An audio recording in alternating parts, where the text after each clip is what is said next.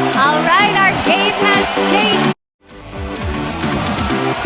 All right, our game has changed. Community, welcome my friends to day 2. If you are feeling good, go ahead and stand up and shake the body out. Welcome my friends, welcome, welcome. Hello, Brooke Thayer. We've got Deborah Baker in the house, Sherry, Brittany, Vaughn Ferguson. What's up, my man? Hello, everybody.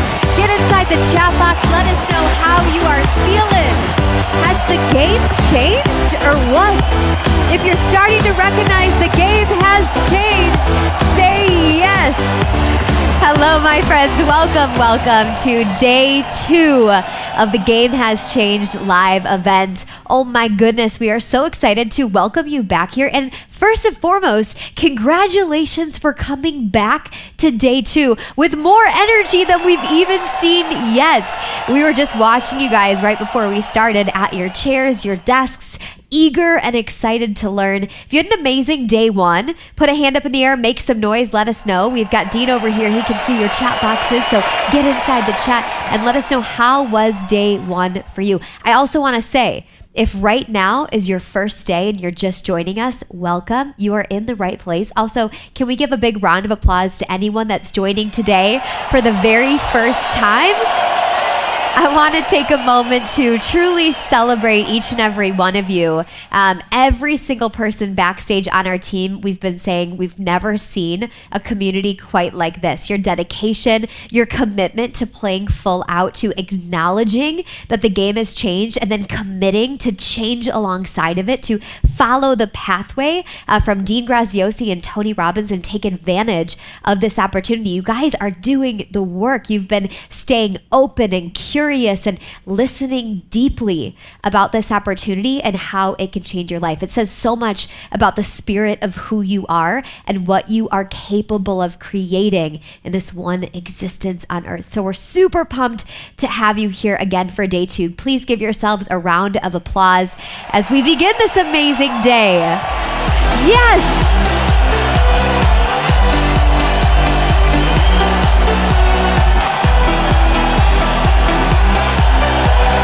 So, where have we been and where are we going? A very important question as we navigate these 3 days.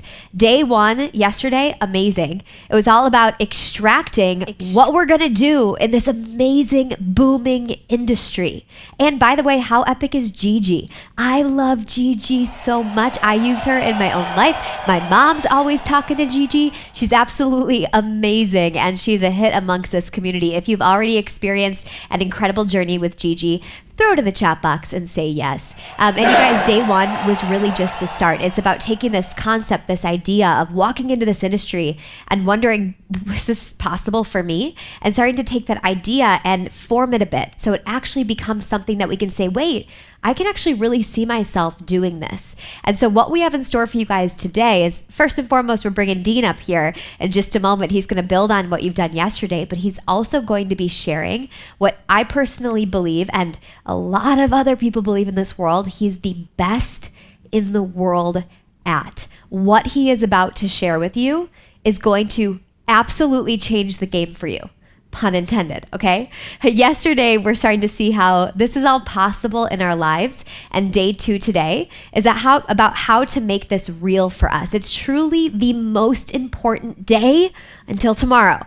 So I've got a couple invitations for you guys. Number 1, close out your other browsers. If you have like 13 other browsers open right now, I want to give you like 5 seconds, okay? Right now, just go to it right now. Close them all out. I want you to say out loud, nothing's more important than this very moment right now. Okay, nothing is more important than this very moment right now. Second, okay, once you close out all those browsers, make a personal commitment between you and you to not miss one moment today. That means you're taking us with you on your trip to the bathroom. Turn your camera off if you're in VIP. Don't miss 1 minute.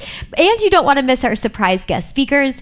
Some of you we saw, you already know who it is, but if you don't know, buckle up. It's going to be an amazing day. If you have a little bit of nervousness, if your heart is excited about the possibility, I want to invite all of us right now collectively to take a big, deep breath in. Ready? Big, deep breath out. Know that any feeling of excitement or nervousness is perfect because you're being introduced to new opportunities for your life. And just trust that you have the right people to guide you on the path. So with that, let's get day 2 started. Are you up for it? Okay, stand up wherever you are. If you are physically capable of standing, let's get some energy in our bodies. And please help me welcome to the stage for day 2, Dean Graziosi. Stand up, stand up, stand up. Give some energy.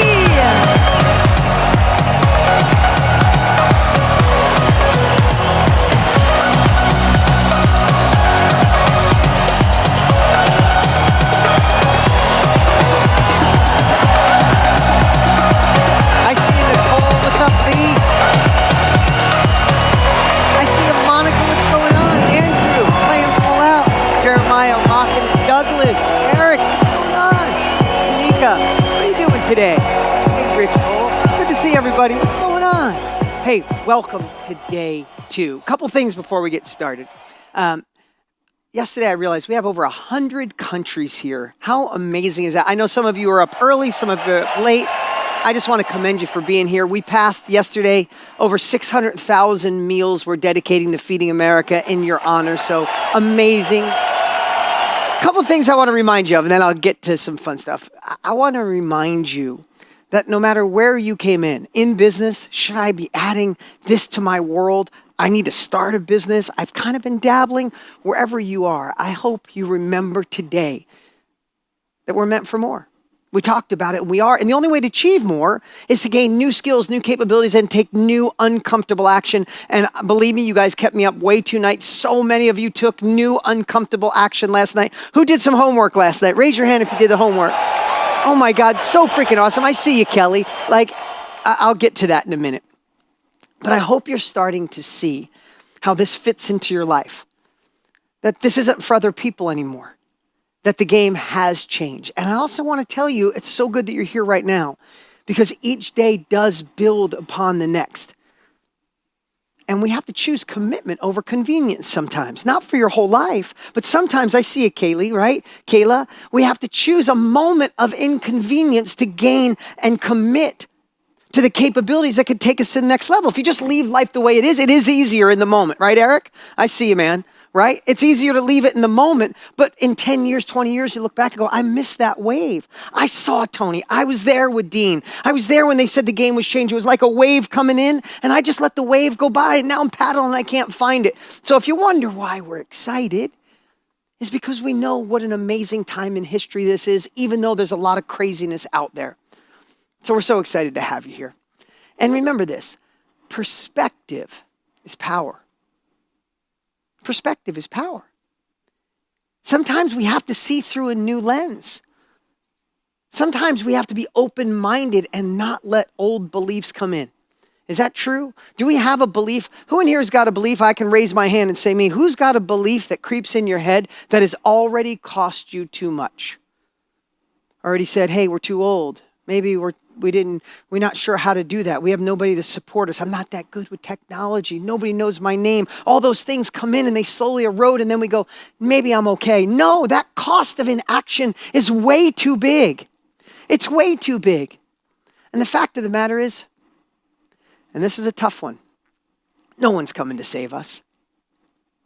That's just a fact. It's on us. And when you decide it's on us, then the only person, mano a mano with the person in the mirror, it's time to gain new skills and take new action. So we're hoping instead of seeing obstacles after the next couple days, you guys are seeing opportunity. So let's talk about it. Yesterday, we walked through the knowledge industry. Why now? Why this? Again, if you're in it, you already know. But we took a little time to go, am I going to pull this knowledge from a career skill, a personal experience, or a passion? Then we talked about how to deliver it, coaching, mastermind, a course, groups. We talked about solution statement. And then you guys just blew my mind last night. And do you guys see there are thousands and thousands of people literally inside the Facebook group who named it and laid out your 6 teaching points. Insane. Believe me, I was up all night scrolling. I had tears. I was cheering. It was unbelievable. And some of you got to play with Gigi and just see what's possible in today's world to collapse decades in today's. We had Terry come on. Her story blew my mind.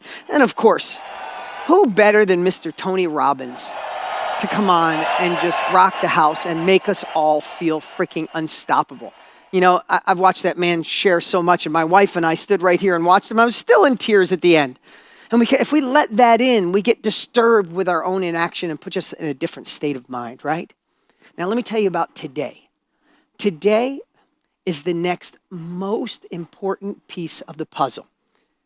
Today, I get to share my greatest skill, something that I've mastered over 30 years, something that, listen, Tony, we can all agree, the absolute best in the world at what he does. There's nobody even a close second. And I think our relationship is so good because what I'm going to share today, I think I get to be that. And we get to do this as partnerships. And what is that? Today, we're going to show you how to find the exact people that already want your product. And then how to get them to say yes through service. Not some cheesy sales tactic. So who in here would like to know how to find them and then get people to say yes? And I promise you, if you have your own business, even if you're big enough to have a sales team, you're going to want to watch everything we're sharing today. We have a special guest today, Mr. Stephen Bartlett. We'll have later on today for those of you excited to meet with him, but that's later today. Just want to share with you the two big secrets for today. I really just shared it is, and you can pull this up. Number one, how do you find the exact people to buy your product? And how to get your first sale, next sale, consistent sales through service. And we're all on that journey. If you're new, you got to get your first sale. If you're kind of in it, you got to go to next sales or consistent sales. So this is going to align with all of you. And listen, as I said yesterday, I'm committed today. I'm committed to go all in and put my best foot forward. I just want to know, are you committed? You guys all in for today? I get permission to go a little fast. Now, before we get started, I do want to acknowledge, I've never seen anything. Tony and I were talking last night. We were both inside the Facebook group. And we have never seen such breakthroughs ever. When we say the game has changed, it really has. And to see so many of you, I see so many of you shaking your head. Who was in the Facebook group even for a minute? Did you see how many people have named their course? They know what they're doing. They know the topics. They know the teaching topics. People saying, I created my empire, my life, my training. This is so much fun. This is everything Tony and I ever dreamed of. And I just want to tell you, you can pull this screen up. We had tens of thousands of people doing their homework and taking this next step. And I want to tell you, I read and commented, you could say, on as many as I possibly could. But my team went through a lot of them. And what I want to do, like I promised for doing the homework, I wish all of you could, but your reward is that you took uncomfortable action. Who felt good doing the action, right? Who felt good saying, God, I got this first step? But I'm going to give away 4 tickets to the Mastermind World Summit coming up in August. That's our 3-day event. That's 3 full days. It only happens once a year. It's a $500 ticket. I want to give it, let's pull this up really quick. I want to give the first one to Cullen. He laid out the ultimate first-time home buyer's blueprint. Give it up for Cullen, for gosh sakes. Let's give it up for Alina, anxiety to ambition, crafting a life of fulfillment. Put your mask on first, a journey of self-discovery and resilience with Matthew. Nice job. Jerlene, I hope I said that right, balancing pregnancy and diabetes. All of them laid out their whole course. They shared it, but so did thousands of others. But you 4 are going to get a ticket to the Mastermind World Summit. It pays to take action. You can pull that down. It pays to take action. Here's a couple things I want to share, though. Reading your comments last night were so amazing. And I have to say, I got a handful of people complaining. And I want to tell you, I love you too. But here's what I know, we had a good day yesterday, because you know what the complaints were? I don't think you were live. That was one. There was a whole string. It was, I don't think you're live. So here's what I want to do. You ready for this one? Watch. Could you put people on the back? Just for you, even if it's one skeptic, I want you to get that out of your head. Look, okay, ready? Watch this. On the count of 3, can everybody go thumbs up? Ready? 1, 2, 3. Oh, look at that. Live as it gets, folks. And then... Believe me, I know, because right before I walk out here, I'm excited and ready to throw up all at once because I want to serve, I want to deliver. I've been thinking about what to share with you guys for months, and I get to do this live. Secondly, a couple of people said they don't like the applause and the music. It's too much. I want to tell you, imagine if we sat here for 3 hours with none of that, and I was like, hello, everybody. today we're going to talk about finding something that excites you. Yeah, you guys will be gone in 2 minutes. We bring this to life. So here's what I wanted to say. I'm so glad that was the complaints. At least it wasn't, oh, your content sucked or Gigi didn't work. It was that. But here's what I want to say to you. Those of you that felt that way, we love you too. And I hope you're here today. And I want to tell you, challenge your mind, because your mind is looking for what's wrong, not what's right.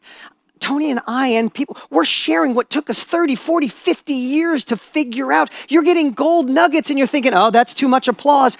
Get that out of your brain. If you're here today, I want you to fight that. Fight instead of looking for what's wrong, look for what's right. Some of these nuances I'm going to share with you right now, I promise you, they took me 30 years of obsessing to boil down how to get someone to say yes so you can change their life. And I would hate for you to miss it thinking, that's a little too much music, okay? So can we once again say, are you ready to go all in?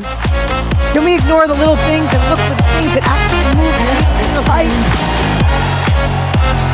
I see you, Elizabeth. I see you, George Griffin. What's up, man?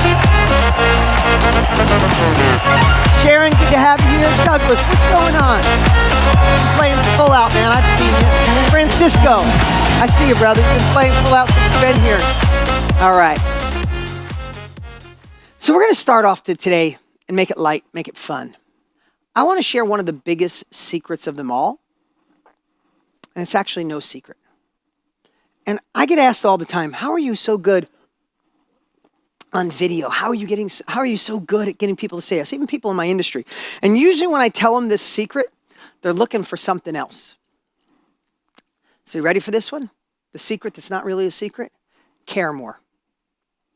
Let's start with a foundation of caring more. The reason we work so hard to put these events on, because we care. We talked about that yesterday. We'll talk about it again. And when you care more, you look through a different lens of what you're going to deliver. You look through a different lens on how you're going to communicate. You look through a different lens on how you're going to show up. You become, as Tony was talking about, a state of mind. When you think about caring somebody to serve them, it's different than just trying to sell them. Right? Do you show up, if it's a family member, you show up with caring. They feel that emotion. And you don't have to fake it. Just fall in love with your product, and we'll talk about that. The art of caring more than other people is one of the biggest secrets to success. Now, we're going to go in way more detail than that. But I got to ask you something real quick. I love asking this question. But does money solve problems? Put it in the chat. Light the chat up. Does money solve problems? Look at Michael. We even got Michael on a Stairmaster or running while he's here. I love this. Right? Does money solve problems? Let me see it in the chat. You know, we get some people say yes, some people say maybe, some people are a little confused. Let me just share something. Really think about this. For me, when I was a kid, I just wanted to get money out of the way because my mom worked 3 jobs and came home at 10 o'clock at night, and I hated not seeing her at night. She'd give me a kiss on the forehead when I was sleeping. My first memory of wanting to make money was just to retire my mom. We all got our thing, and I think I shared that yesterday. We all got our stuff, right? But when I retired my mom when I was 24 years old, that solved a problem. My mom was able to live into who she was supposed to be. She worked her tail off her whole life, right? Does money solve problems? You can make sure your parents are okay, make sure your kids are okay, or retire your spouse from a job that they've hated, or you leave something that's robbing your soul. What if you could donate to your church, help somebody that's struggling? I had somebody say once, if you think money doesn't solve problems or make you happy, you haven't given enough away. And I only share that because money earned ethically has such amazing byproducts. It's like that story we had today. I've been sharing it for years. It's like the story of being in an airplane. What does they say? If the oxygen mask drop, put yours on first and then take care of the person you're with. I believe money can do that for us. If we get secure, what do most of us do? We look who we can help. We get to serve, we get to give back, we get to hire people, we get to donate, we get to fuel the economy. So the only thing I'm saying is sometimes we have this internal thing, is money bad? No, not if it's used properly and earned ethically. It solves problems. And the reason I'm bringing that topic up today is because there's only a few ways to get money if you're going to do it the right way. And if you're starting a business, one way might be to borrow money, right? You got to pay it back with interest. One could be raise money for the company you have. Or get people to say yes. Get people to buy your products. sell through service. And when people say, yes, that's the way money comes into your company, that's the way a dream becomes a reality, there is no such thing as a successful company without sales. That's just a fact. And that word sales might bug some of the new people. I promise you, I'm going to make a big, bold promise. By the time we're done, you're going to fall in love with sales. That's a bold promise, but I'm going to do it. I did it with my wife, so I'll share that story really quick here in a minute. The question is, though, if money does solve problems, and the way to get money is sales, then I just want you to spend the next hour or so thinking through the lens of sales solves problems. Sales solves problems, especially when you can do it through service, through your heart. I want to give you a little perspective. Who's glad you're here? Raise your hand if you're glad you're here. Right? Raise your hand. Who's had a breakthrough? Put it in the chat if you had a breakthrough, an aha moment. You saw something yesterday. John or Julie or Jerry, like you went to bed last night. God, if you feel good, you had a breakthrough and you're glad you're here. I love it. Look at all the ahas and the yeses coming in, right? But the truth is, let's just say it like it is. The yeses are flying in. The truth is, we had to persuade you to come. Some of you saw an ad. Some of you saw an email. Some of you saw it on social media. My friend, maybe Lewis Howes, who's been amazing. He's been such a dear friend, sent you here, right? We still had to persuade you to come. But here's the thing. We know that this event can change your life. We know that you could be one step ahead. We know you could find a next level version of yourself. And we know we could serve you. So we actually would have been doing you a disservice if we didn't let you know about this event. Raise your hand. I can see hundreds of you. Raise your hand if you would have been mad that you're not here, right?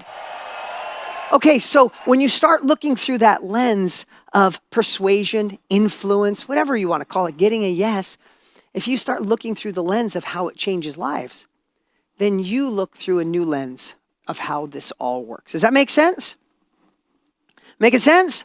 Okay, let's start with secret number one. Secret number one, and we could call it anything, but calling it a secret. Secret number one is how to find the exact people ready to buy your product. I know we had that up. If you want to put that back up. It's just how do you find the exact people ready to buy your product? Okay, you can take that down. So depending on where you are right now, you're on a journey. You're brand new, you're a part-timer, or you're ready to scale the business you're in. We're all on that same path. I said it earlier, right? All of us have to get our first sale. We have to go to next sales. And then the job is to get to consistent sales, to make it real and scalable. Make sense? That's how it becomes a business. It's not just selling a thing. I'm sure you guys can't wait. And I love watching people get their first sale. It is the biggest game changer in the world. Because when you go, you know you get your first one. You know you can replicate it and replicate it and replicate it. So the question is, where do you start finding people? So I'm going to go over the whiteboard. Come on over. Follow me over, guys. And yesterday, if you remember, we already talked about it. We talked about what skill are you going to share? What will you share? How will you share? You guys rocked that. There's one more triangle.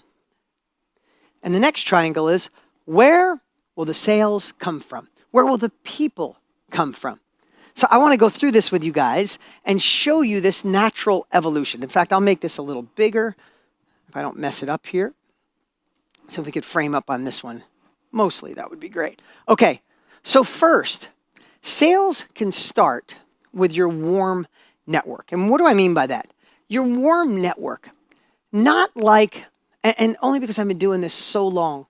We talked about when you love something, right? We talked about if you go to a movie you love, right? You can't wait to tell everybody you know. You have a meal you like. You can't wait to tell everybody you know. Read a book or something really passionate. You can't wait to tell people when you fall in love with it. True? We said that yesterday, right? We know that to be true. Where your first sales can come from is when you create something you absolutely love.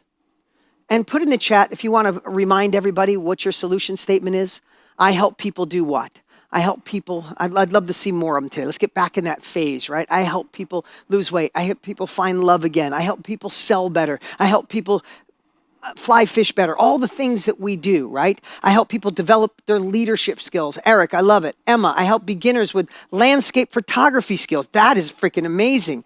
Sunny, Nicholas, Alice, I help people with Alzheimer's. I help people with getting their memory back. I help people understand, oh my God, it's going so fast, right? I help people file their taxes. I help them come. I help engineers find balance, right? When you get to do all those things, think about, we shared yesterday as well, if you go back and spend time with your 20-year-old self, how valuable it is. If you created something that helped people live a healthier lifestyle, you help women feel empowered, you help people get over depression, you help people heal through art. That is beautiful. I help people deal with stress, right? If you think I help other opportunities, look at all these coming in. Think about I help with professional videos. Think about all these things. Think about when that's created. Let's just pretend it's created and it's sitting there. And you know it does the thing that you wish you had at an earlier time in life. It would have collapsed time. It would have said, no, don't go in that direction, go in this direction. You're building that map for people, right? When you build something so cool, wouldn't you brag more about it than a movie? Wouldn't you talk more about it than the book you read or the meal that was good? Verna, I hope with joy. I'm glad you're crying with joy. When you build that thing, you're going to make me emotional. When you build that thing, I promise you, you can't wait to talk about it. So it's not like and I'm not knocking network marketing, but it's not like inviting people over your house and go, surprise, you're here. I want to sell you this thing. This is from your soul, your heart. Oh my God, you're dealing with depression. I built something. And when you start telling friends, I promise they will tell friends who will tell friends, and your first group of sales will come through your warm market. And they won't come like, oh, I got to refer. It's like, no, I can't wait to tell people what Tanika's doing or what Douglas is doing or what Jennifer's doing, because they're doing something so amazing for the world. And I want to tell you what these first sales do. So if you think your first sales are going to come, in most cases, are going to come through a warm network. And what happens? This builds a level of confidence inside of you.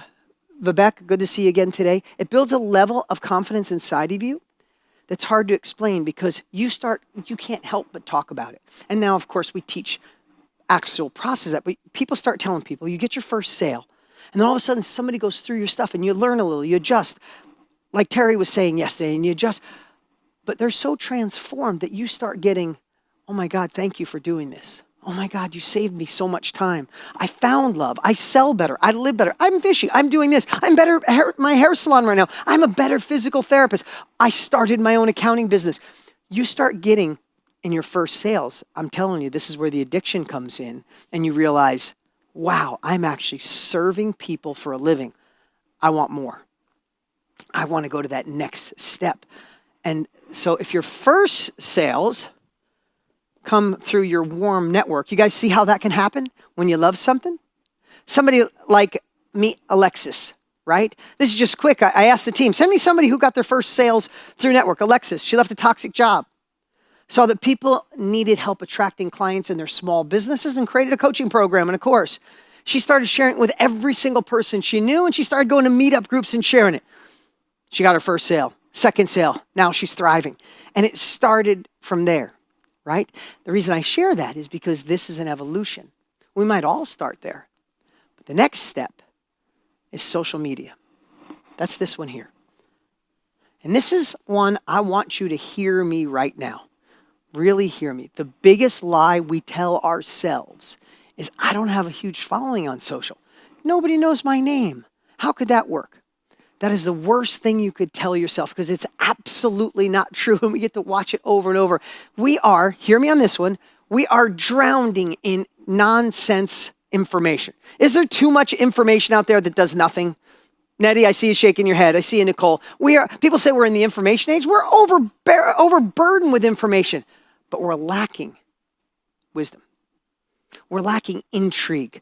We're lacking true things that can help. Think about what so many of you did last night, and you start thinking about the things you're going to offer in your share.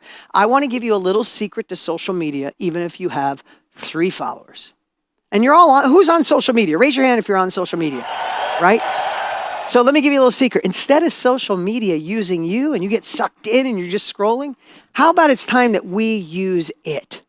This is a tool I never had. Tony and I had to start with infomercials. It's funny he told that story yesterday. But when I started 27 years ago, there was no internet. So when people are like, why would you do an infomercial? Like, how else would I be able to let people know, right? So let me give you 3 quick things that will change social media for you forever, whether you have 3 followers, 300, 3,000. 3 I's, and I'd love for you to write it down. Number 1, intrigue.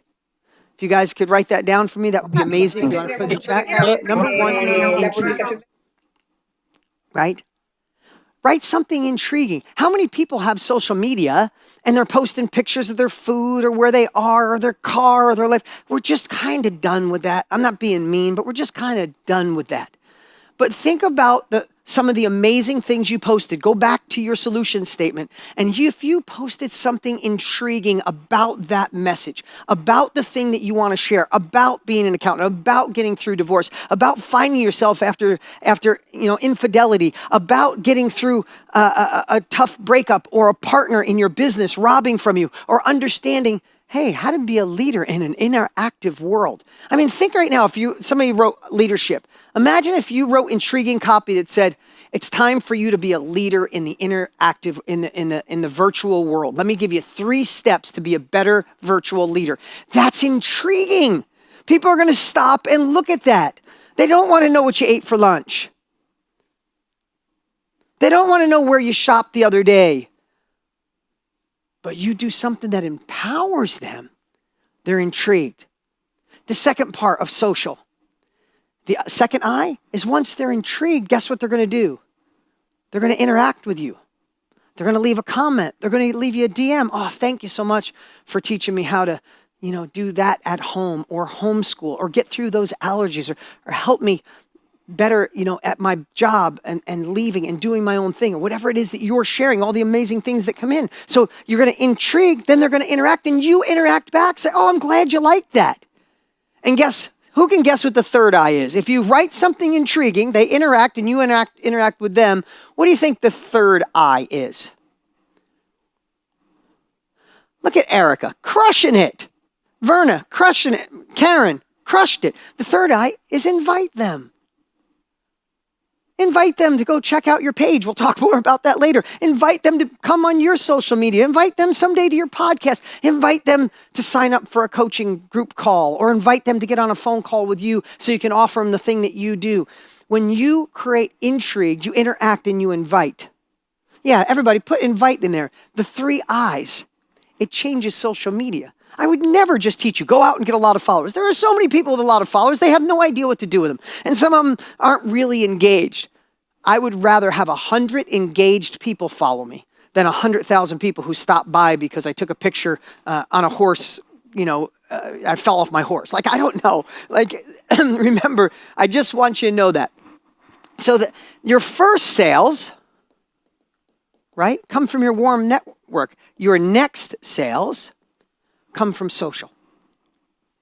Through intrigue, interact, invite. And you get somebody like Lucille. By overcoming her own burnout, she knew she wanted to help others do the same. She created a course. She started posting intriguing topics on social media, and people took notice. She created a course, sold her first one, now it's at multiple sales, and she's loving life. I'm not trying to make this simple and say it's easy, anybody could do it, but most people are thinking about it wrong. They're thinking about, I don't want to bug my friends. No, your friends want to know when you're excited about something. Oh, I don't have 1 million followers. No, do something intriguing. People will be like, hey, can I get more of that? Is this starting to make a little sense? Thank you, Catherine Griffith, for putting that in. Okay, so if the first one is first sales, next sales, right?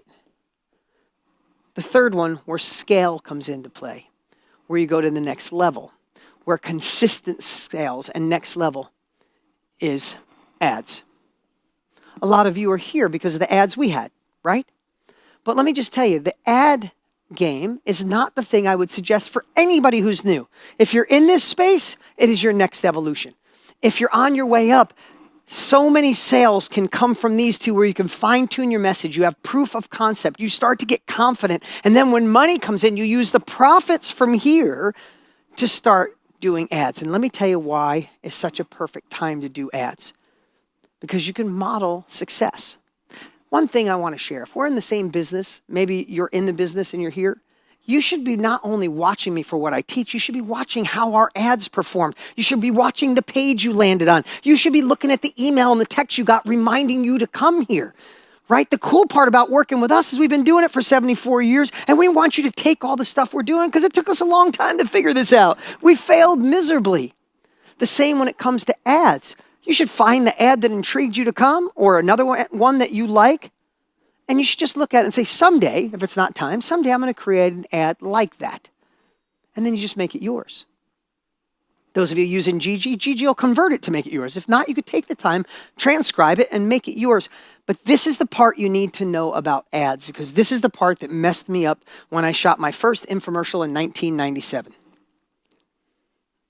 It's a long time ago. Some of you weren't born. But in 1997, I got so freaked out because I was watching Tony Robbins on his infomercial and others, and I showed up day one going, I got to be like Tony Robbins. I got to be dynamic. I got to try to feel taller.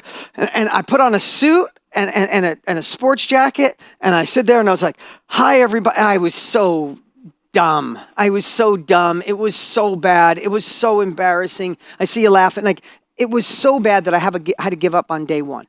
But I was lucky enough to learn something. I see Erica laughing, but I was telling you, I learned something that night. I went to bed that night and said, I started beating myself up. You're not Tony. You screwed up. You're going to waste all this money. But then I realized I was trying to be somebody else.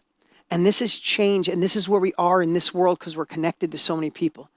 The next day, I just went out there to be myself. And it was the start of my company. I went out there and said, if people don't like me the way I am, then I don't want to be in this business. I want to tell you, if you're an introvert, shoot ads as an introvert someday.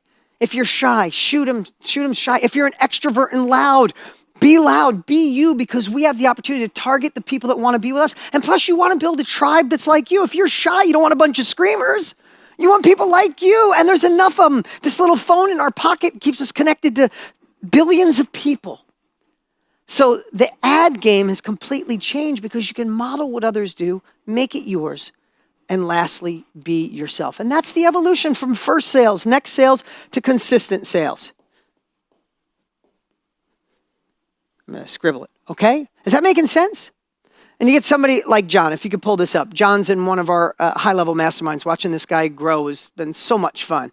He was a top real estate agent, and he decided to share his secrets. Then he built an elite coaching group for real estate agents. He's absolutely crushing. His company's on fire. But he started with a warm network. And then he started doing the same thing on social, and now you'll see his ads all over the place. It is a natural evolution that I want to be willing to share with you and not scare you about it. This shouldn't be scary. This should be exciting that there is this opportunity to take these steps that before seemed so out of, like, where do my first people come from? This is exactly it. I want to share this little slide here. Could you pull this up? These are past speakers. These are people you probably have seen before. Last year, we had Pace Morby and Krista speak on our stage. And tomorrow, I'm going to give you a little sneak peek. Tomorrow, you get to meet Nicole, who's freaking amazing. I can't wait for you to meet her. But I want to share something with you. You might see ads all over the place from Pace. You know, Pace was a real estate investor. Started as a contractor, was a real estate investor, and then one day said, you know, he bought my book ages ago. He's in one of our top masterminds. He's just an awesome guy, but he did this on his own. He's incredible. But he just said, I'm going to start sharing what I learned with people. Now his real estate education, he still invests in real estate every day, but he teaches as well. His real estate education business is bigger than his main business. Krista is a real estate agent. She was one of the top agents. She realized, hey, maybe I could help other people be top agents. And she teaches people how to build courses for just authority. If you're a real estate agent, you should have, in any industry, you should have a course that shows your authority. Train somebody. There was a suit company when I grew up. It said, an educated consumer is your best client. Right? Krista creates courses just to educate consumers, and then they come back and use her. Right? But you might have seen her. She's all over on ads. Nicole.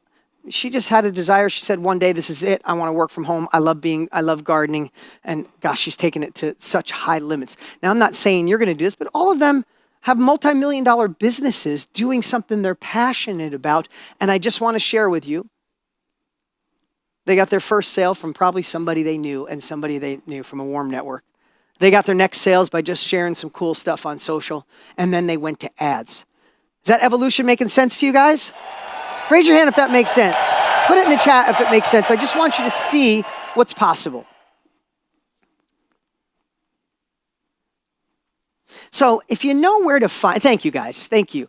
So if you know where to find your ideal client, right? That's pretty obvious.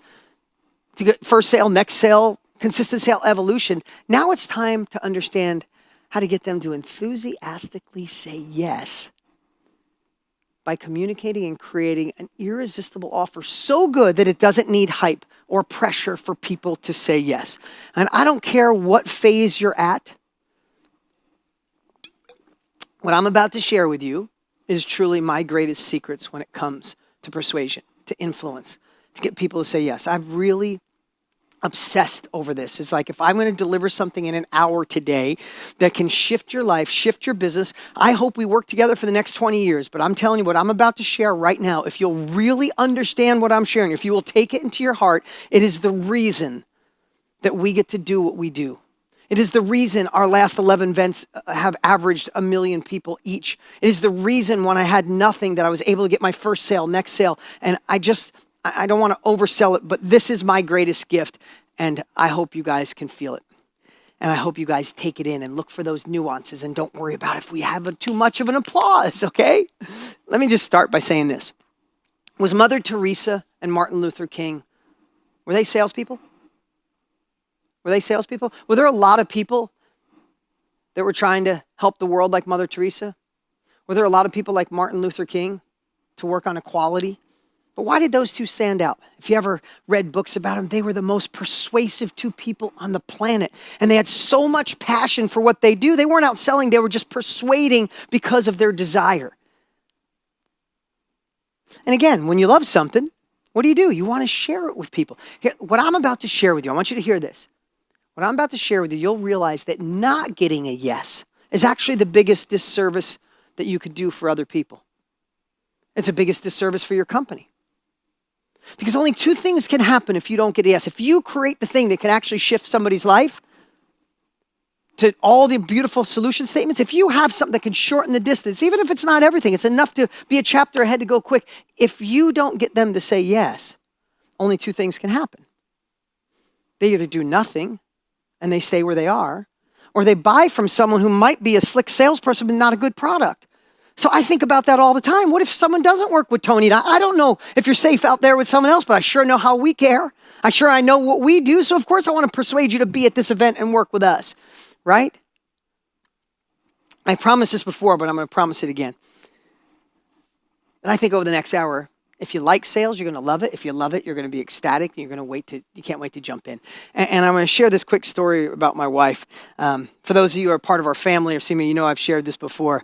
But it's something that watching her switch from not thinking she liked sales to absolutely loving it was one of the greatest things ever. When we were first together, we were both busy. She had her own salon, and she voted one of the top hairstylists in Arizona for 8 out of 10 years, and made multiple six figures. I was shocked that someone could make that much. She did hair extensions. I didn't know what they were. Girls, you know what they were. I didn't. So I learned a lot about it, right? But when we were first dating, we'd meet and say, hey, let's go to dinner. Let's go. And we loved the meeting because we were getting to know each other, and we were turning into foodies, and we'd have one glass of wine each. So she called me one day, and I knew I was going to get her because she always told me, babe, sales aren't my thing. But how do you do multiple six figures? How do you run such an amazing company if you're not good at sales? I knew she was full of crap, for lack of a better word, but I wanted to get her. So one day I called her, and I said, babe, I got off a little early. Let's go to dinner. Where should we go? And I'm dying for Italian food. My grandmother was Italian. I grew up with her. And this is Lisa in her best way. She's like, babe, there's a place up north that they cook the sauce all day. There's no chunks in it. They cook it. It's so smooth and so amazing. And the pasta, it's al dente. It's a little firm because they make it in the back right before. And if you're going to have the meatballs, when you cut into a meatball, it glistens with olive oil. You know when somebody describes that food and like these little things in your mouth are going and you just like, I was so sold. We literally drove there 100 miles. No, we didn't drive 100 miles. We drove there fast. I couldn't wait to get there. And on the way up, I said to her, you're so full of crap. And she's like, what? I said, you are the best saleswoman I have ever met in my entire life. And she's like, why? I said, because we're driving fast. We can't wait to this. She's like, no, I'm not selling. I want you to hear this. She said, I just wanted you to experience it. She said, I just wanted you to experience it. Those words have stuck with me. We've been together. That's 8 years ago, 7 years ago. Those words have stuck with me because what I realized in that moment, my wife loves making women feel confident. My wife is the support. She loves women and loves them to feel and be at the best of their ability. So when people come into my wife's salon, she doesn't look like she's selling them. She thinks, I'm going to make this woman beautiful. I'm going to whisper in her ear. I'm going to put hair extensions in so her hair looks full and she feels confident. She doesn't feel like she's selling, she's serving them. But simultaneously, they say yes to $2,000 extensions. And when I explained that to her, she realized she was doing this unconsciously. And now my wife, you ask her, she loves sales because when she sells, she gets to make a woman look beautiful. She gets to, maybe after propecia, or maybe after having a baby, or just stressful times in their life when their hair got thin, she makes them look amazing, and everybody's happy. They leave high-fiving my wife and inviting her to their weddings. And when I watched that transition for my wife, with my wife, I realized that when you fall in love with selling, when you fall in love with serving, everything changes. So let's get to step number 1. If you could pull up the slide. Step number 1. Now, guys, I know, I see we got about 48% men here, and 48% of you own your own business. This first one might get to you and you go, I don't know, Dean, you lost me on this one. But let me tell you, I've sold more than most. And I want to tell you, my life changed when I fell in love with your prospect or client. And what do I mean by that? If you fall, it covers, it blankets so many other things you do. Like, I'm always trying to look for the hack that allows things to go faster, okay? If you fall in love with your client, it's be like selling something or creating something for your mom or your cousin or your sister or your aunt. Don't you want to make sure it's the right thing? Don't you want to make sure, then let's go to the next one, the step part. Don't you want to fall in love with your product? Like, if you fall in love with your client, then you're going to fall in love with your product. You can't wait to adjust it and tweak it and make it a little better and get a little feedback, right? And all of a sudden you start looking through this different lens. And what really happens is, if you fall in love with your client and then you fall in love with your product, then you fall in love with their outcome. And when you feel this way, why this is such an amazing foundation is because when you feel this way, you'll do anything it takes to get someone to say yes. If you loved someone and you had a product that could serve them and get them the outcome you want, put in the chat, what would you do to get them to say yes? If you had a family member, this is my mom, I worked my whole life and she finally quit 18 years ago. If you had a mom or a relative who smoked and you had a product that could get them to stop smoking so their outcome would be to live longer, what would you do to get them to say yes to using that product? Right? You'd persuade them. You'd do anything in your power. You'd try as long as it takes. You'd anything it takes. You'd care for them, anything, right? So the reason I say that is because when you have that as your core, you're never going to think, oh, I have to sell them now. He's like, no, I get to serve them now. I've created this thing that shortens the gap in their life. I get to solve their problem. I get to help them go faster. And it puts a different twist on how you approach things. Let me give you a little example. I haven't seen this woman. I haven't done anything in many years. But I know how long ago it was that Jamie Falahi created. She was one of our first students. And I remember having a hot seat with her. And she created a path to help heal eczema for kids. And she created it for moms with kids with eczema. Now, I remember having a hot seat with her. Just happened to be. And I remember her saying, but here's the thing, Dean, I want to help because she went through doctors and didn't like the medical route, didn't want too many steroids, then went the natural route and that wasn't working and found this combo and healed internally from laundry detergent to how do you heal internally and all the rest. So she was sharing all this and she's like, yeah, but Dean, I'm not a doctor.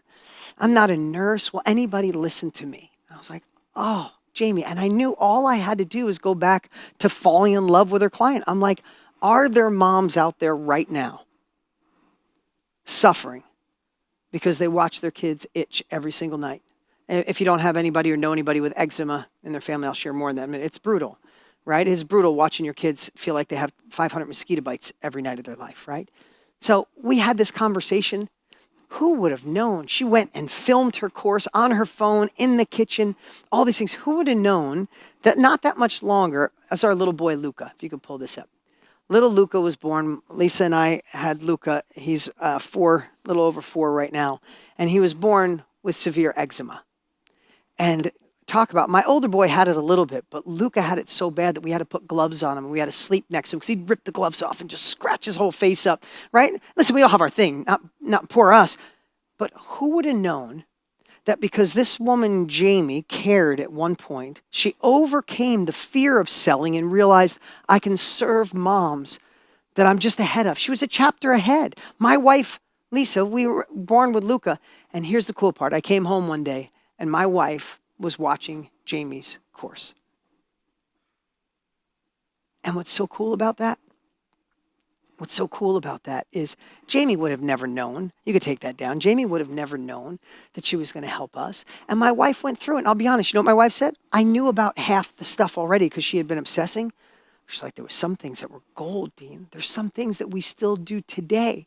So when I look through that lens, whether it's teaching somebody, whatever it is, how to market better, how to lead better, how to start, how to build a nonprofit, or how to get through a divorce, or how to get through eczema, no matter what it is that you're ahead of, you shorten the curve, and it's actually loving. That's why Tony and I love this business. It's why we scream from mountaintops.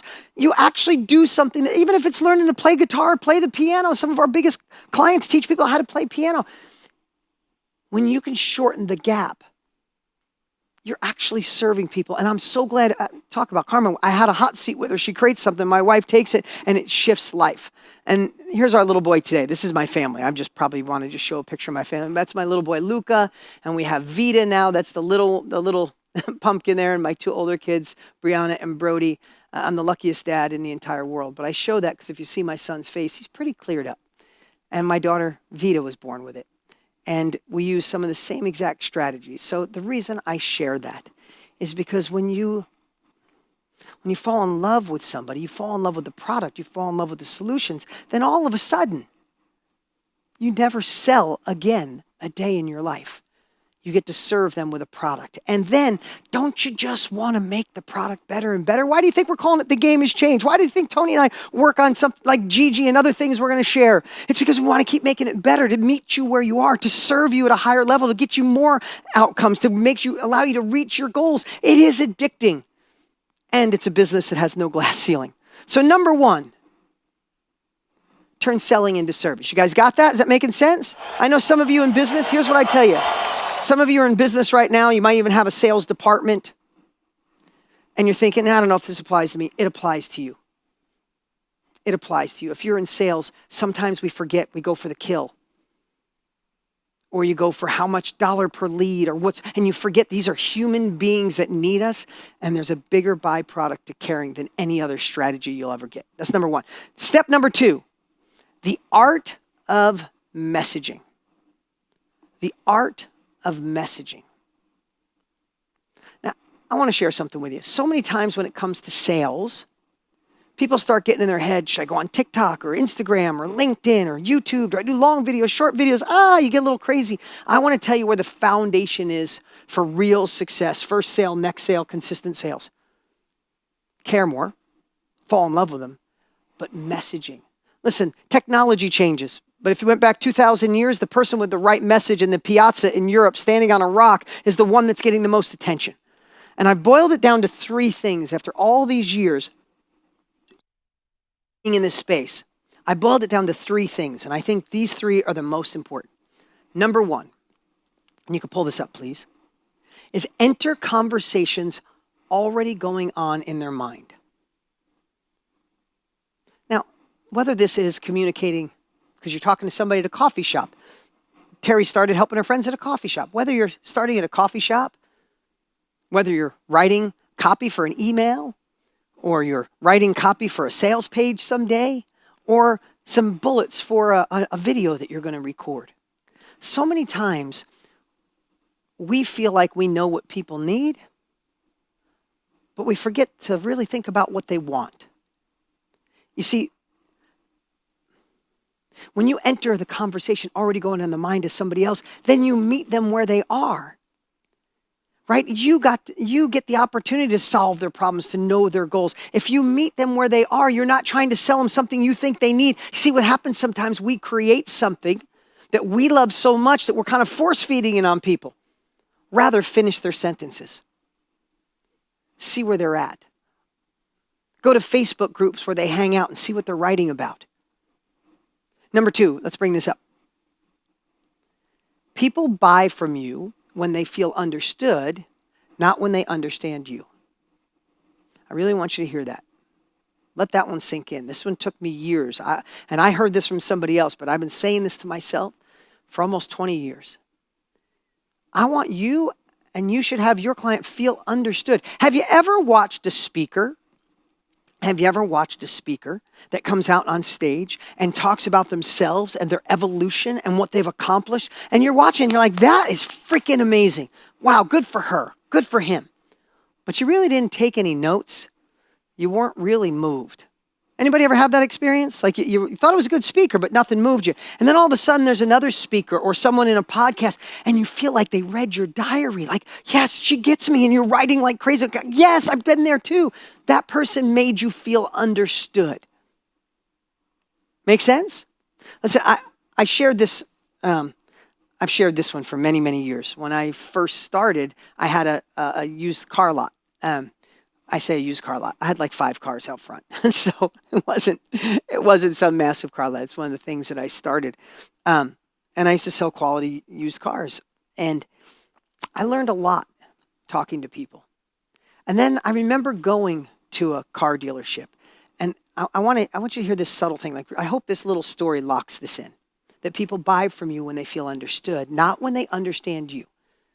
If you went to a car dealership and as soon as you pulled in, car dealer, a car salesman walks over, gets to your car, says, "Hey, how you doing?" And if someone said, "Hey, oh, I see you here. You're with your daughter." If someone just was like, "Hey, first off, I want to tell you, I've been selling these BMWs for 35 years. I know everything about these cars, and I could tell you're here to buy your daughter your first car. Congratulations. I know you don't want to spoil her, but you could probably do this. I've been in this situation. I've been in these cars. I literally took my daughter shopping for her first car. And this almost exact thing happened before I got a word. He was telling me all about him and what he did and all his experience. And he's the top salesman. He's going on. And I could already know that he's been at the same income for 20 years. I would have bet my life on it. He was at the same income because all he was doing is talking about him. He wanted me to understand him. What if he just came out and said, "Hey, I've been doing this quite some time, but I don't want to say a word. Why are you two here today? What are you looking for?" And just was quiet and let me talk. My daughter, she's getting her first car. I don't want something too fancy. She's paying half of the down payment. All these things, all of a sudden saying, "Oh, I understand. I have a daughter too. Mine's a little older, but I went through that same thing. I get it." And she probably plays sports, right? Yeah, she does. Well, this is good for the back. It's this subtle little nuance that sometimes your ideal client, the person you're going to be selling, is just you of a few years ago. Think about that. It's you of 6 months ago, you of a year ago, you of a decade ago. How would you like to feel? How would you like to be talked to? People buy from you when they feel understood. Making sense? So you enter conversations they're already having. People buy from you, just let them feel understood. I get it. I know what it's like to feel like this. I know what it's like to think, I don't have this. I know what it's like to go through a divorce. I know what it's like. I've been on that path, but I'm on the other side. And let me tell you how we got there. It's not overcomplicated. The third one is solve their problems and fuel their goals. Now, when I say that is just make sure you can. As you're starting this art of communication, this art of messaging is, hey, the thing I'm creating, can that help them get to their goal quicker? That's really what you guys had a solution statement. I help people do blank, right? I help people do blank. So if you help people do blank, then really live into what they want. Know their goals, but know their fears and desires. Does that make sense? People make decisions, and it's about 50-50. People make decisions to move away from pain. Some of you here are just in a career that sucks. It's not fulfilling. It doesn't light up your soul. And you want to move away from that into something that lights you up. Or some of you have been dabbling and the dabbling's not working. You want to move away from that. Some of you got a decent business, but you know there's another level. You want to move towards success. So sometimes we got to talk about moving away from the pain and also moving towards the pleasure. So what's the easiest thing to do? Just understand your client. Hang out where they do. If it was you of a few years ago, remember what your emotions were like. Does that make sense? What did you worry about? What goals did you have when you first started playing piano or whatever it is that you do? And when you remember that, then the conversation is easy. Just think about if you were thinking, I'm going to go meet someone to talk about my product at a coffee shop, and you thought, hey, what are they thinking today? How can I enter that conversation? And can I help them reach their goals quicker and solve their problems? That's it. I don't want to overcomplicate it. But most people do. Does that make sense? The art of messaging.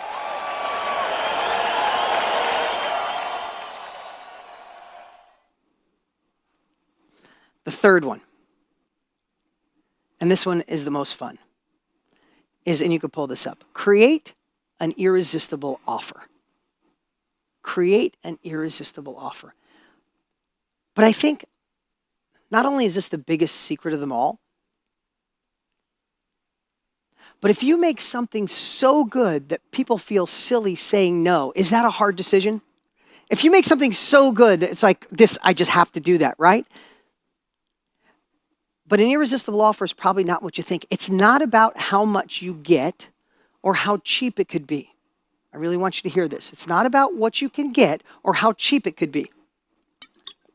An irresistible offer, if you look through the frame of Tony Robbins and myself, is about getting people the outcome and the results they desire. I wrote this a few years ago. If you could pull this up, you could screenshot this, you could put it in the message, but an irresistible offer is meeting people where they are and delivering them a product that gets them the outcome and the results they desire. Again, going back to everybody can compete on price, everybody can compete, and you get this, and you get this, and you get this. No, what will it be? What can you create that actually gets people what they're looking for? So there's 3 components to this one as well. Number 1, and we talked about this on day 1, is give people a map. And what does that mean? Just meet them where they are and show them the path. And really a map, hear me on this one. The map doesn't have to be somebody else's map.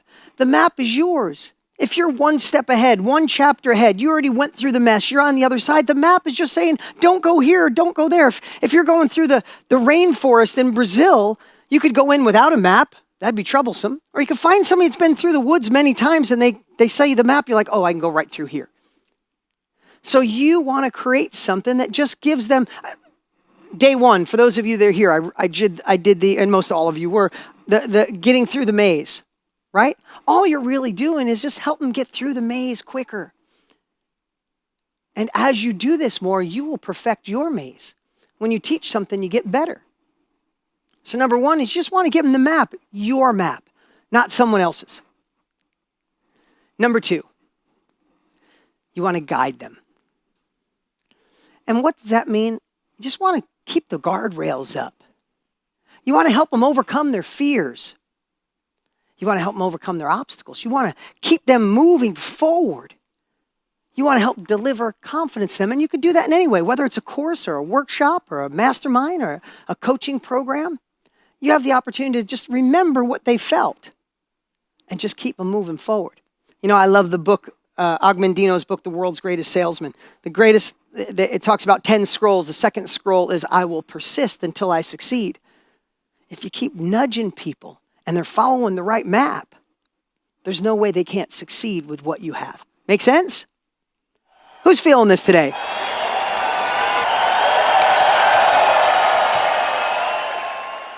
The third one is the tool.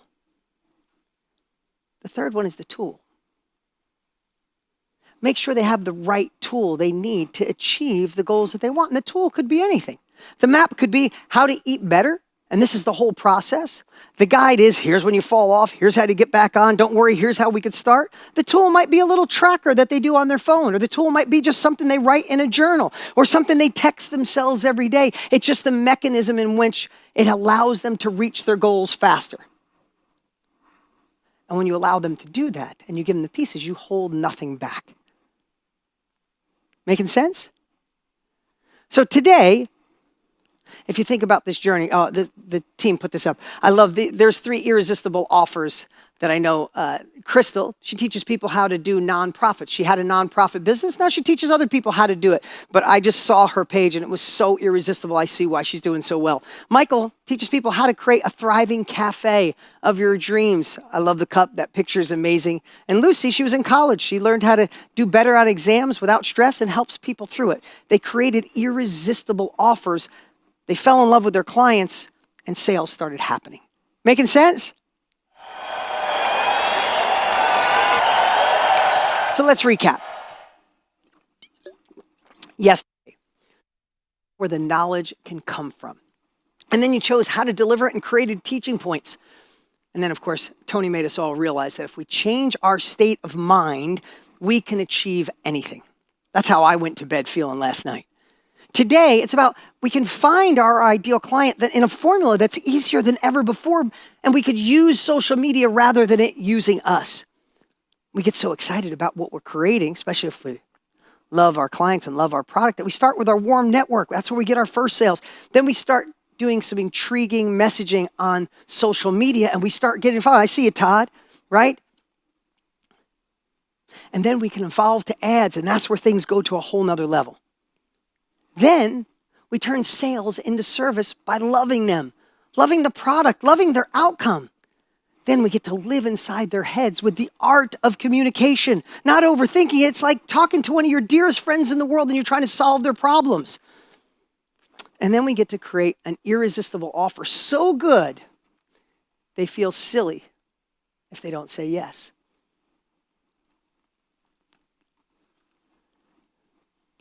Sales truly can become a service when we create something that truly gets people the results they desire.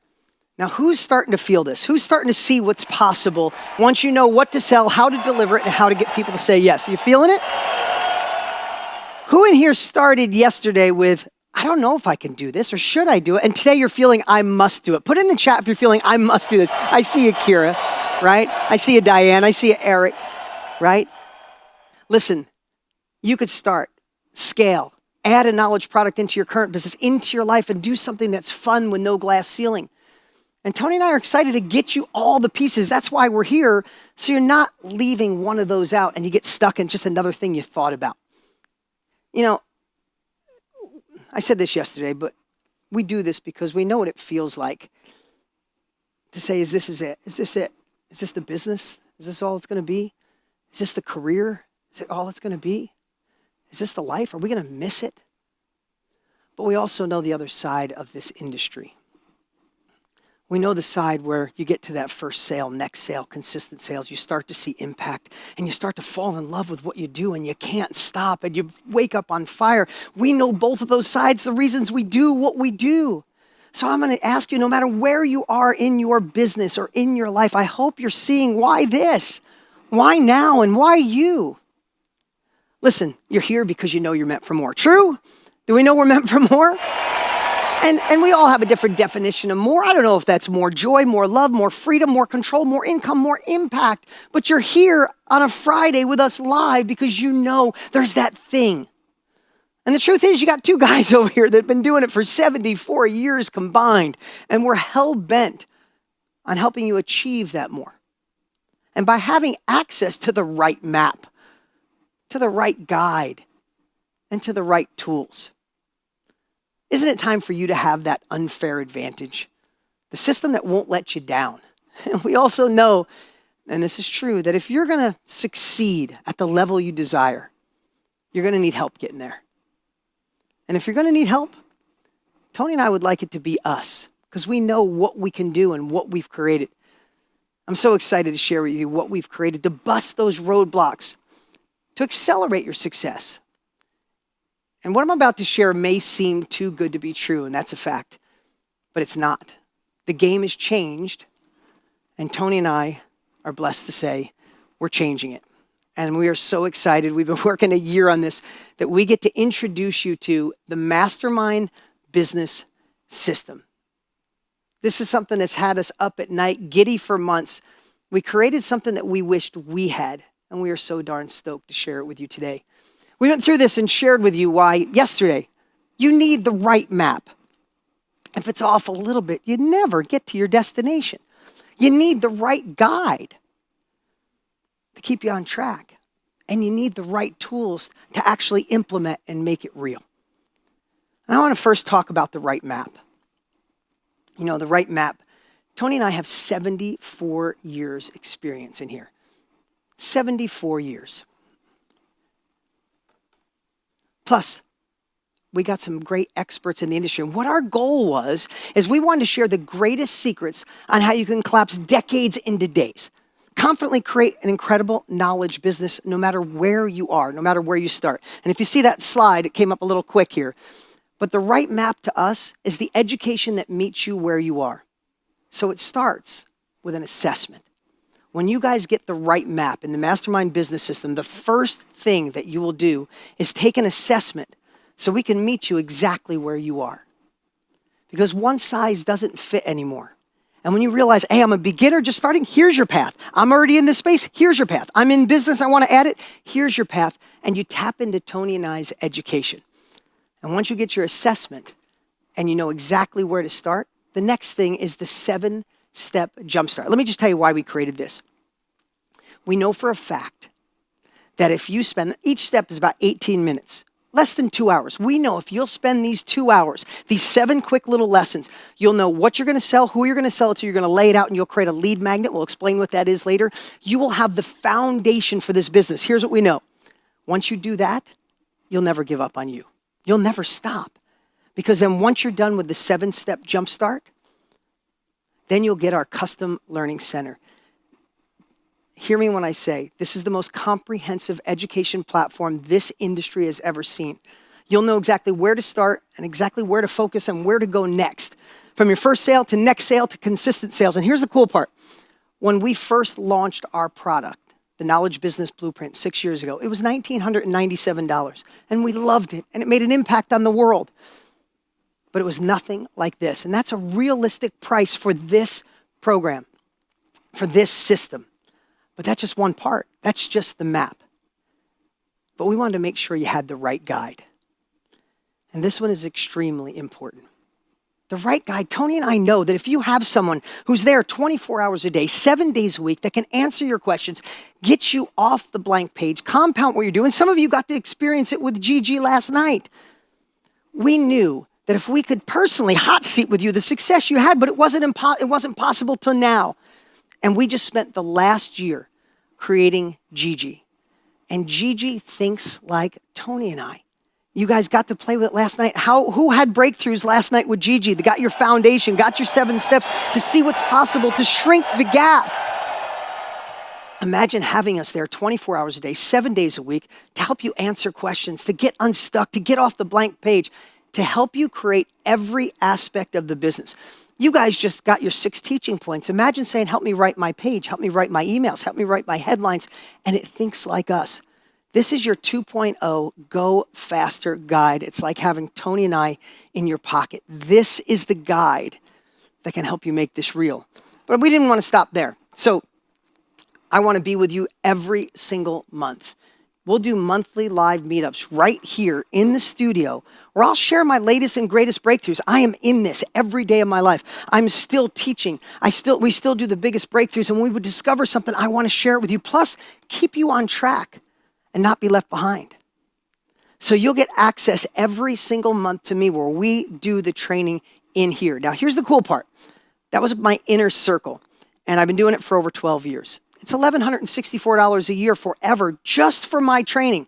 And then Gigi, so $1,587 for just these 2 would be an absolutely amazing deal. And I want you to write that down. If you have the right map and you have the right guide, then the next thing left is what? You need the right tool. And this is the part that we're the most excited about. This is where the game has changed the most. If you've tried in the past and it didn't work, that's over. If you're in this game and you realize there's so many different parts, that's over. We built an all-in-one tool. From the beginner to the expert. My friends that are watching, you're going to want this. Beginners, you're going to want this. It actually replaces 12 other services and allows you to have one spot to get it all done. You get to build your product, attract your clients, make your sales, manage your business, all under one roof. And here's the cool part. If you're in this business, you know how that reduces complexity, time, and costs. If you're not in this business, you'll never have to worry about that. You'll never have to search anyplace else. It's all under one roof. And you really got to hear this before I share the rest of it. This isn't something we came up with over a weekend. Documented, we've spent over $6.7 million creating this system over the last 5 years. And we are so stoked. We actually had to work with a company that had 600 programmers to make it all in one, to create the thing that we once dreamed of. This is your all-in-one business hub. This is the right tool. But we took it one step further. In the right tool, we decided, why not give you our proven marketing plans? Think about this. You're here today because of a marketing plan.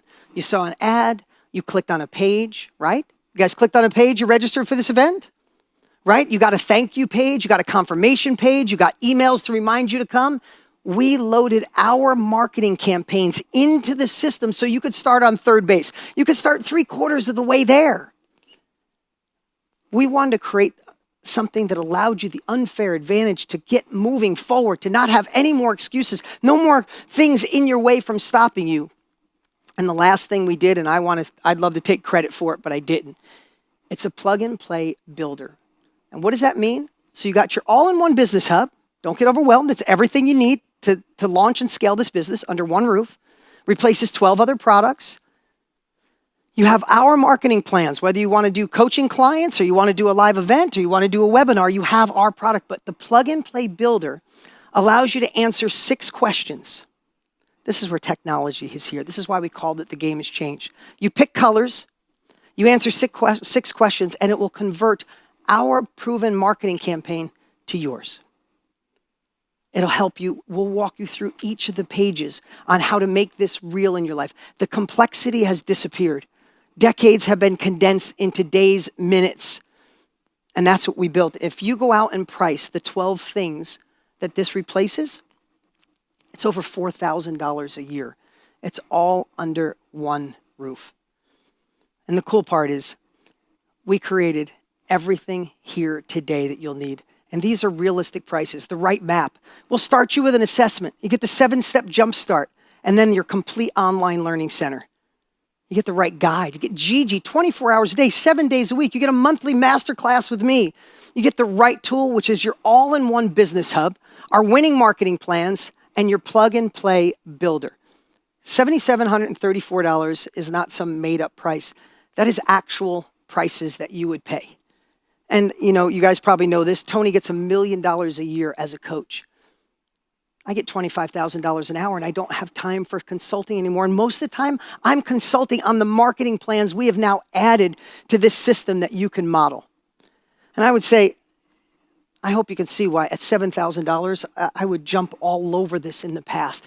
To have this opportunity, again, if you're in this business, don't you want my marketing plans? If you're not in this business, you don't have to start with your own. You can model ours. This is something we've been dying to create. And one more thing I want to share. In fact, between 2019 and 2020, over 40,000 people bought our first course, The Knowledge Business Blueprint. It was $1,997. It changed the world. It became a movement, and people absolutely loved it. And it didn't have the new map. It didn't have the new guide. It didn't have the tools.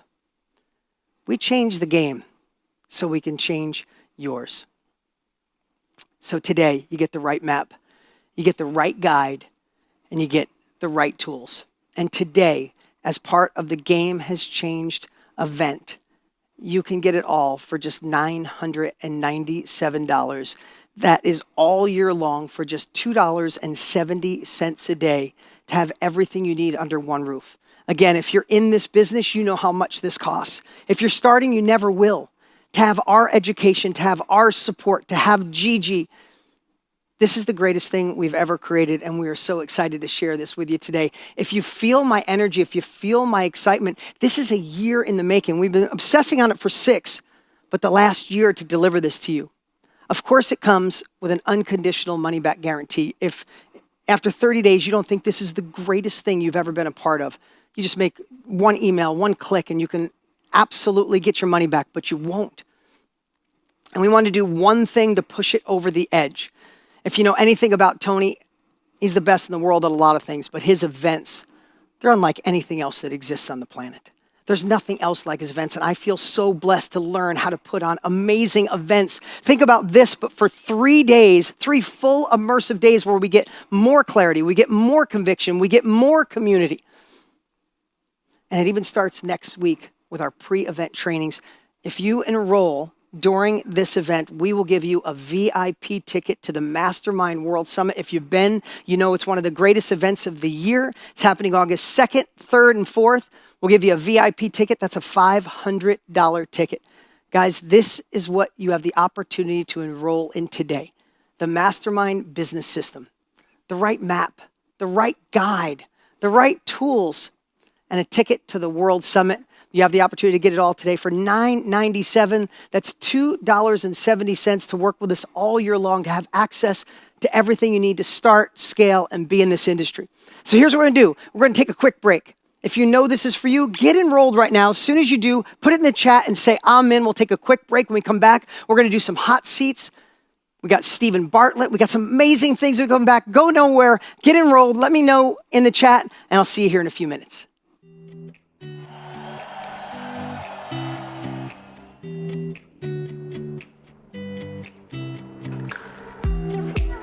If I told you that I went from client at the food bank to high-paid coaching and consultant for the CEO of the very same food bank in a period of 6 months, would you believe me? Yeah, I wouldn't either if I hadn't lived it. I got my first client. Oh my God. I started creating courses and content, and I just made a breakthrough. For the first time in my life ever, I can confidently say I found my purpose, found my calling, and this is it. This is what I'm meant to do. The results of this, it's like beyond what I could possibly imagine. I got my first sale and my first course. I have a group class that I teach every week. I'm finally making real progress. I've got loads of energy. I feel it's starting to feel real.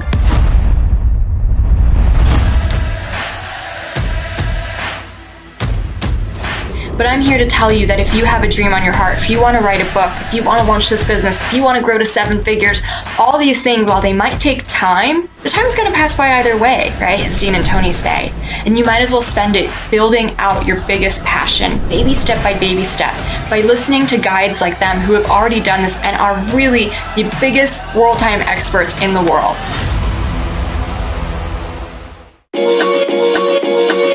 I have taken my life to the next level. My clients are more fulfilled. I'm able to help them on a deeper level.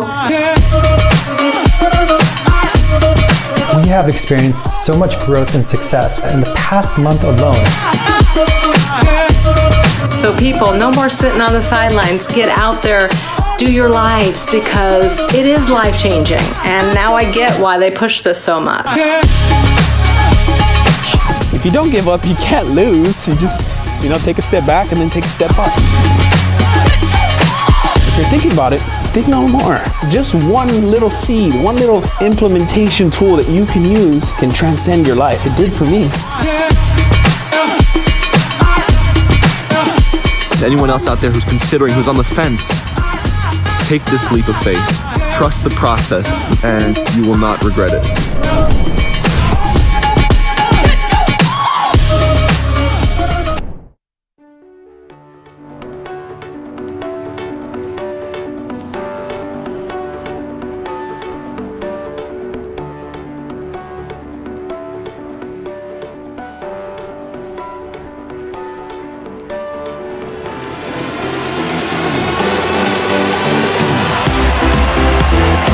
I see James rocking it out on the couch. What's going on, Rebecca? Jean, Liz, what's going on? Guillermo, Gerard. Hey, everybody. Welcome back, welcome back. Hey, I'm excited for all of you. You got to understand something. When you get this excited about something you built, something that you wish you had years ago. You know, as I was describing it, I said, I hope I'm describing it, and I hope you see what we've created for you, and I hope you did. And those of you that are in, amazing. You're going to be blown away at what you have access to. One thing, and you know what we're going to do right now? We had so many great questions come in. I love doing hot seats. So let's do some hot seats. Raise your hand or put in the chat if you'd like to be a part of a hot seat. And if my team could give me some names of who you'd like, that would be amazing. There we go. Here's the cool part. One thing I wanted to share. One of the biggest questions that come in, so many of you took the dollar to have access to Gigi and all those tools.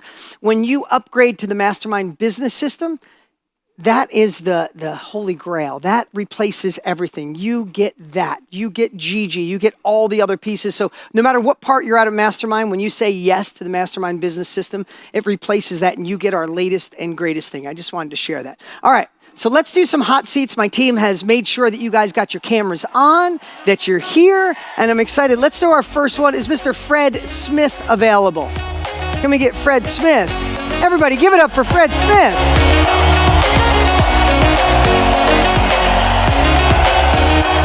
Hey, Fred, how you doing, man? Great. How are you today? I'm doing awesome. You having a good event? I'm having a great event. Thanks for having me. Oh, my pleasure. So what can I help you with today? I see my team got some of the things you posted. I'm starting a business for the first time, but I'd love for you to ask and see if I can help you.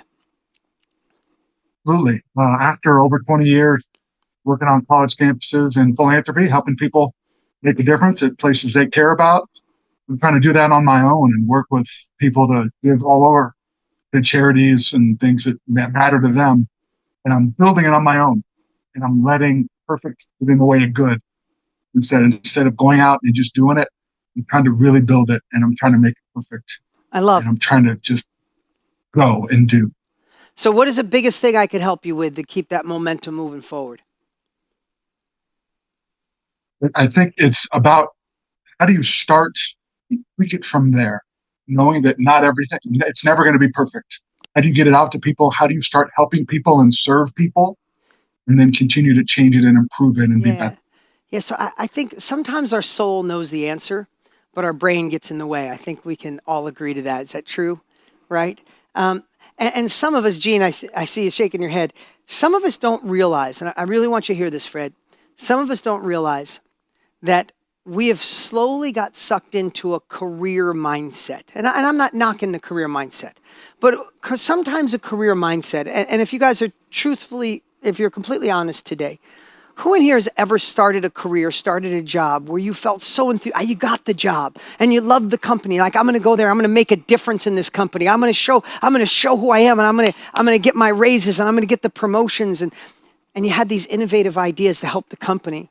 And then slowly your ideas never got noticed, or you had a manager that really wasn't listening, or you had your chance to share it, but nobody was really happening. And what subtly happens sometimes, and I'm not saying this happened to you, Fred, but I'm sharing this for the benefit of everybody too. Sometimes you don't realize that career mindset slowly starts shutting down your innovation, and you start going, I should be fortunate for the job I have. These are good people around me. It pays the bills. I can take care of the mortgage. I can take care of the people I love. I'll just do. And slowly you start getting a little quieter. Slowly you stop dreaming as much. Has that ever happened to anybody? Raise your hand or say me or I in the chat if it's ever happened to you, right? What I want to say, for you to be here, Fred, I know you got a fire inside of you. I know that there was a drive that you wanted to do something more and bigger, and you probably took care of your family. You did a great thing. You helped people with charities and all the things you've done. But what happens is, now that you're making that decision, you spent enough time over here that your brain's going, hey, but where do you start? And there's no guardrails over there.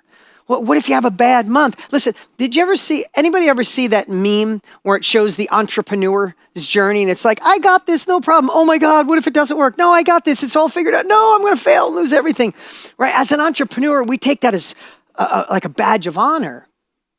If you've been in a career for quite some time, that seems scary. And I just want to say, I would bet to say you've had some sleepless nights and you had to work hard, you had to get up early, you had to do all that for somebody else, and I commend you. You probably took amazing care of your family and yourself and the people around you. But the only way to get from where you are to where you want to be is you got to realize it's all on you, And it's the most rewarding thing in the world. And what I've told you, what I will tell people forever, going from one thing to another is scary, especially if you don't know where to start, right? If you don't know what's the first step and then what's the next step, it can absolutely be scary. So just high level, whatever you all decide to do in your life, when you know you're going into an industry that's emerging, if you can follow a proven plan, right? Model proven practices, and then you just keep taking one step at a time, uncomfortable action. There's no way you can't keep going forward. Sometimes you fall forward, but you keep moving forward. So with that said, I'd love for you to ask again and what I can dial in more for you. But I just want to tell you, you might have a little bit of your old life whispering in one ear. Does that make sense? It's absolutely. The comforts of that and the stability of that, absolutely. Yeah. And so how do I just jump and start? Yeah, so here's what I'd say. I love to do, Fred, I love to do crazy little hacks in my life. And what I'd say is, you're a young man, say at 97 years old, you get to meet your maker, right? And I know this sounds crazy, and then we're going to get to tactical. I want to spend a little time on your first steps, right? Yeah. But I like to have momentum behind me. Tony calls it leverage. I want to be so juiced up, so hungry that nothing will get in my way, that I can plow through those old career mindset thoughts, that I could be innovative, not be afraid to fail, right? As I would think at the end of your life, you get the chance to meet your maker. Would you love to say, hey, you know what? I was a little scared. I wanted to do my own thing, but you know what? I'm glad that I didn't. I'm glad I, took the safe route. Or would you love to say, man, it was scary as heck making that conversion. I didn't know where I was going to go, and I failed for a little bit, and I almost went back, but I didn't. And I found this next level version of me. I found this man that I knew lived in there since I was 18 years old. I finally woke his butt up. And no, it wasn't perfect, but once you do, God, there's nothing better than being in control of your future. There's nothing better, and looking and going, I messed that up. That's on me. I messed it. Listen, I just shared with you guys the opportunity of what to do. I went in the other room and I was doubting myself. I'm like, did I really share how amazing that was? We're all going to doubt ourselves and figure these things out, but this is on us. So what I'd love for you to think about is, if you were going to meet your maker at 97 years old, which version do you want to share? Yeah, which one? One that took the chance. One that tried to be the better me. Yeah, so if we know that, and I would do whatever it takes, Fred, to really anchor that in and feel that emotion. We don't have to do it right now, but feel that emotion. And then say, what path can I model? What is the first thing? I know you probably have been playing, if you played with Gigi, you have the opportunity to lay that out. Here's the cool part. What are you going to teach? What was your solution statement? I'm going to help people give their dollars more effectively to causes they care about. I love it. So help people that are donating to make sure they're putting it in a place that moves the needle. Is that true? Yes. I would absolutely love that. That wasn't a thing when I grew up in a trailer park.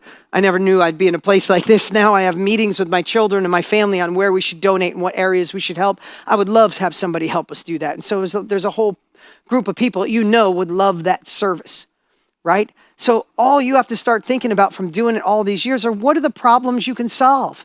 And what are the things you can make easier for people?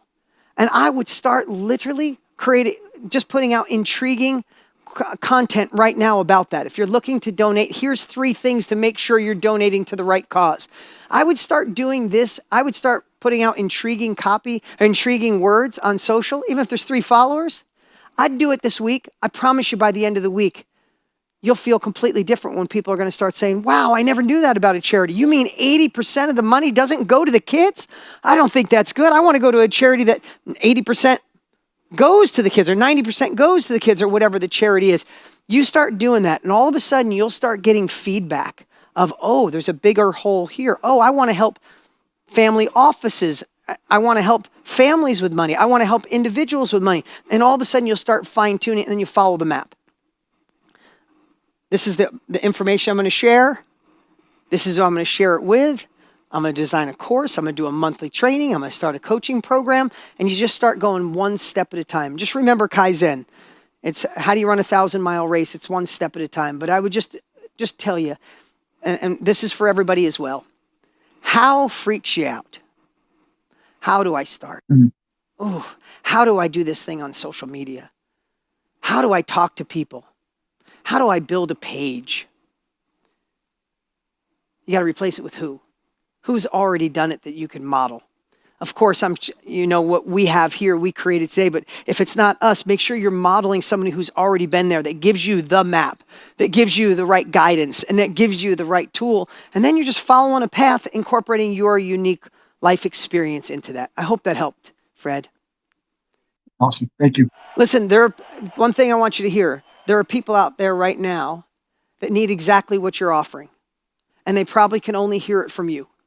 And when you start to realize that, and you get your first person to say thank you, I promise you, you'll never stop. Everybody, give it up for Fred. That's great. Thanks, team.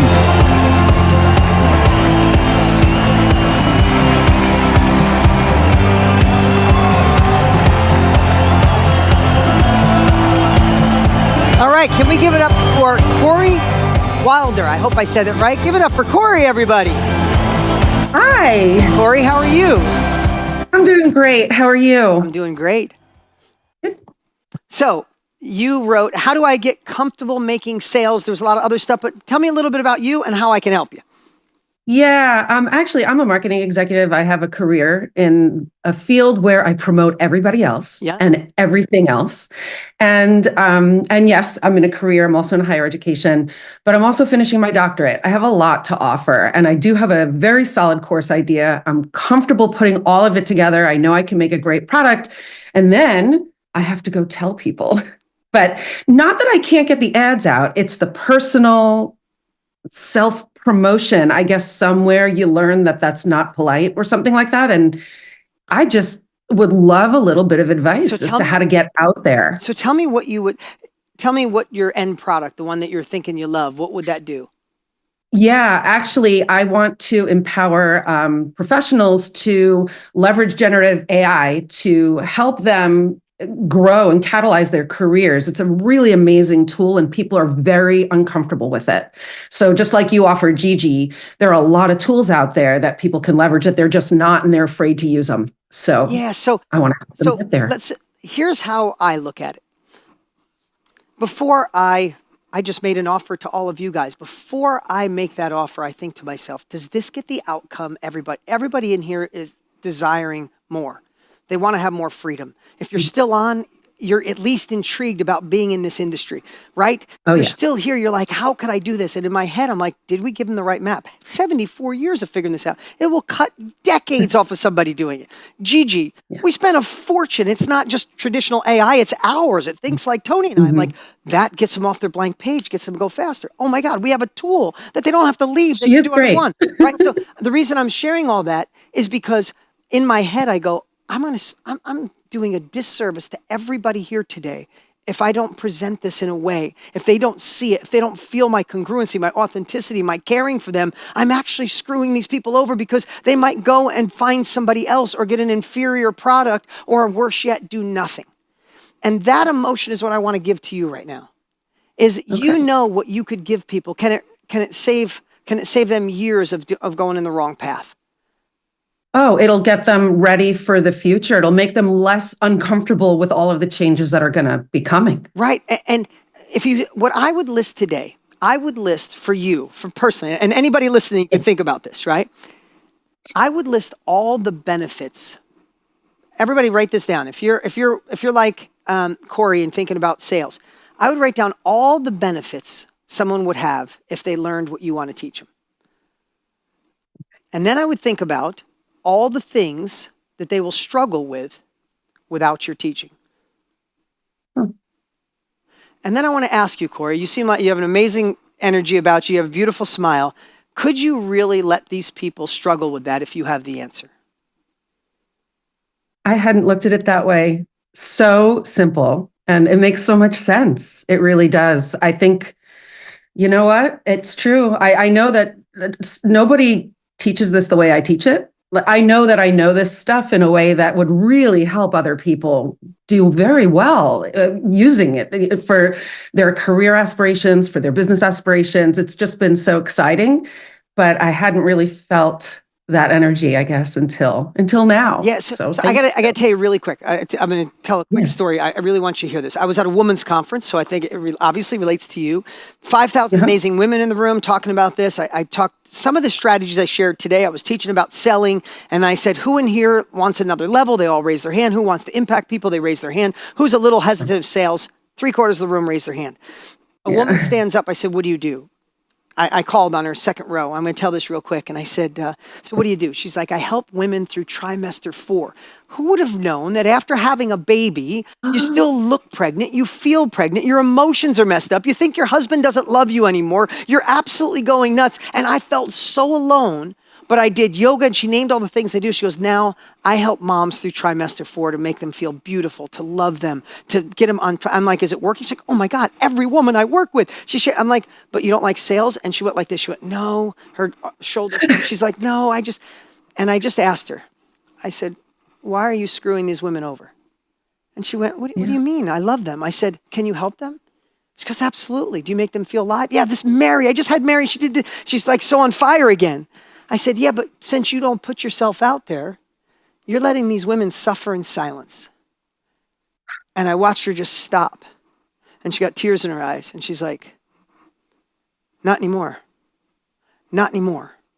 And I watched her come alive, and her emotions, more than me on stage, her emotions shifted. 5,000 women in the room. They were all screaming, I'm going to sell. Because some of it, you need tactics and strategies. That's what we create. That's what Tony and I have been doing forever. But if you have the wrong mindset, you'll actually never do it. So I always start with the love. You're doing a disservice if you don't, but this is the foundation of it. Make a list of the benefits if they learned from you, and make the list of the things that would be really difficult in their life if you didn't help them.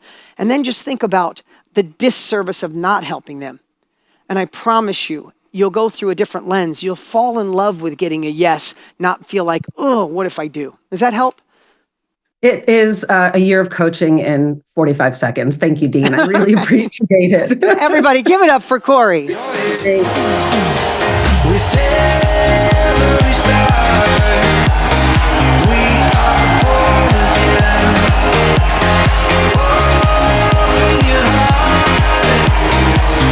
All right. Let's do one more quick one. I'll go really quick. Let's bring up John. We got John standing by. What's up, John? How are you? I'm doing great. I know you're doing great. I'm feeling it today, man. Good to have you here.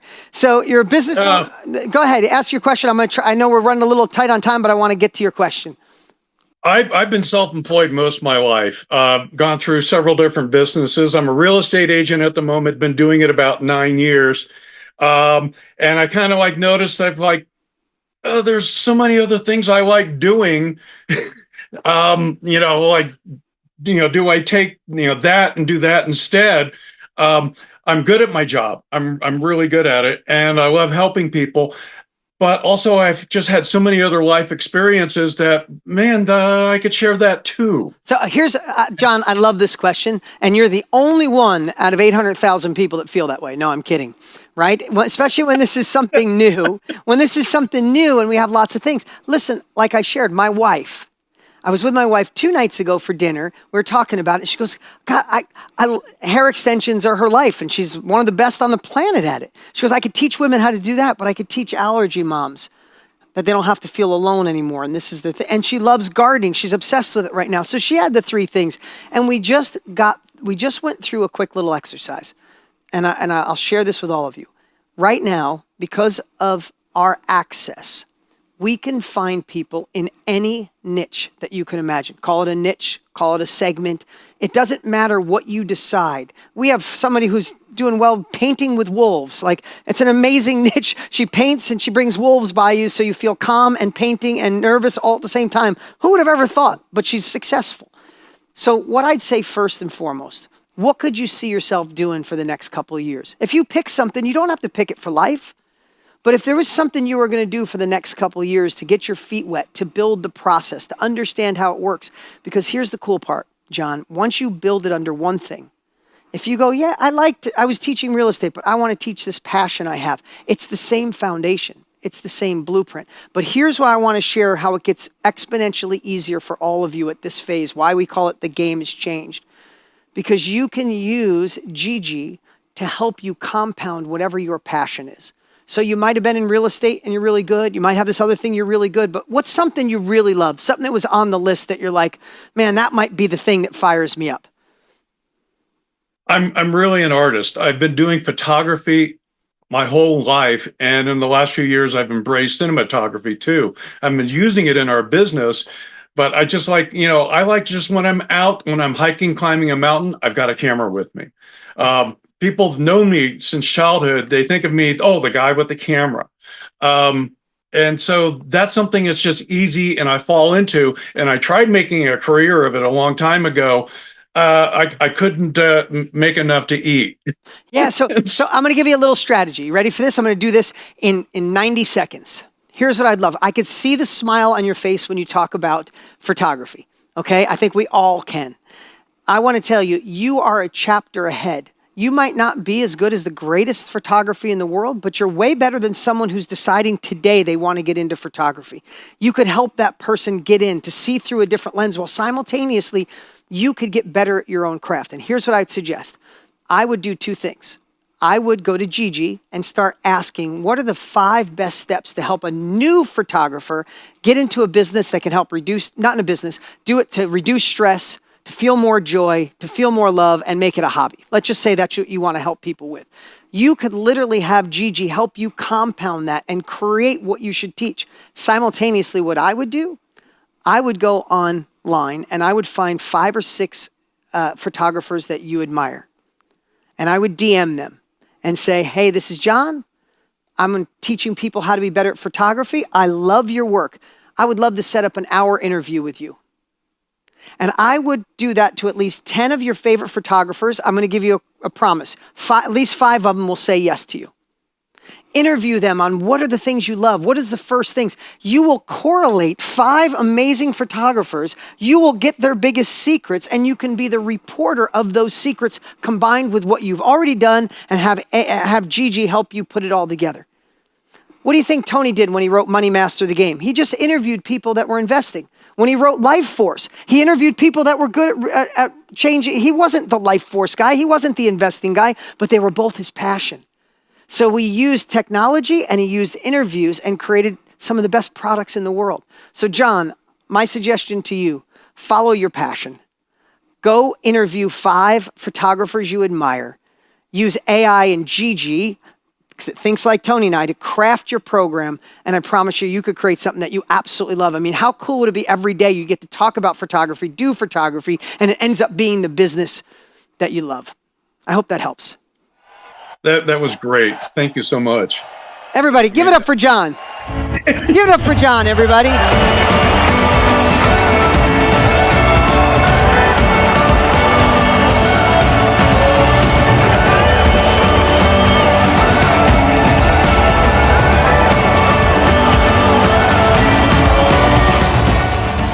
Guys, this is so much fun.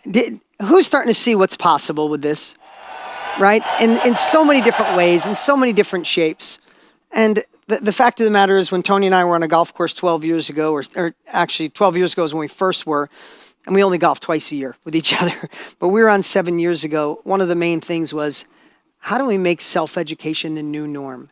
How do we make sure everybody realizes that they have so much value inside here, that their life experience is the greatest asset they own?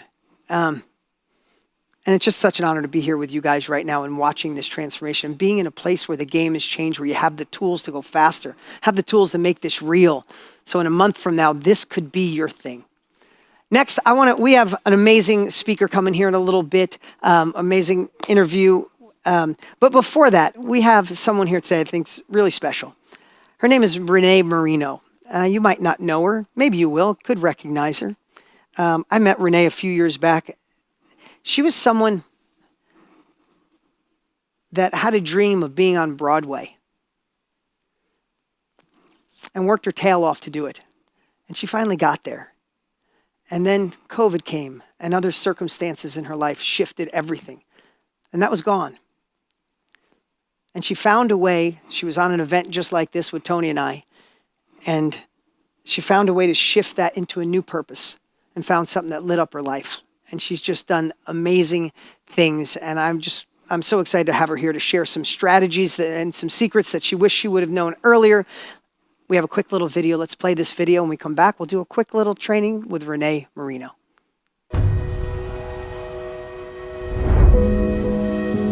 The purpose of my life is to activate and use all of my God-given gifts. And that's what happened in 2019. I've been a performer my whole life. That was my dream. Broadway, like I want to be singing and dancing on Broadway. And through pure perseverance, facing so many rejections, more than I could ever count, I did it. I made it to Broadway in 2010 after doing 3 national tours. In 2019, I was doing my most recent Broadway show, Pretty Woman the Musical. And at that time, I started seeing a real need for help in the area of communication. And when the show closed, I got that feeling, that gut instinct where I was like, okay, Renee, this is a new chapter now. It's time to activate your other gifts. Once I made that decision, my world kind of crumbled. Life, punched me in the face several times. Lost him to cancer. And 3 days later, I had a miscarriage. It was a time in my life where I was getting punched, and I was getting back up, and I was getting back up. So I ended up having to get a heart procedure. And after that procedure, I bled. It was just trauma after trauma. But that's the time that I decided to start my own business. Wow, this is where it all began, truly. And I wrote in here, because I love taking notes, I started KBB on March 7th, 2020, and finished it on April 18th, 2020. Like when I say this was so brand new to me, I knew nothing about business. Like if you talked to me about being a business owner, I was like, what? Like, what does that mean? Just Renee Marino. Renee Marino. Just this past month, featured in the Trailblazing Women issue with Jewel and so many others of Success Magazine. Like what? A day in the life of a Broadway star turned master communicator. Like what? So that pride is overwhelming of everything I went through and understanding how hard that is, but also the pride that I did it. Like when I think now today, looking at the achievements, that's so true for all of us. We don't know the power that we have. As Tony always says, life happens for us.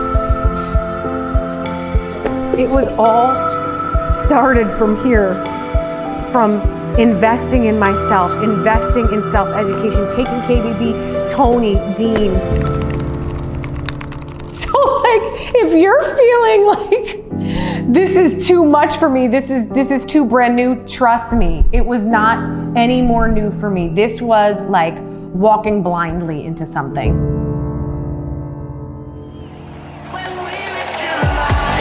Renee Marino, everybody. How you doing? Hey. Good to see you. Good to have you here. It's so great to be here. This is so full circle. It's amazing. You used to be up there. You yes, used to be up there. Yes, Now that yes, you're here. Exactly. Renee, it's a pleasure. I love that you got the chance to come with your husband. You know, we have the opportunity to bring people in to see what's possible a few years later now that we've been doing this. And I've been following your career.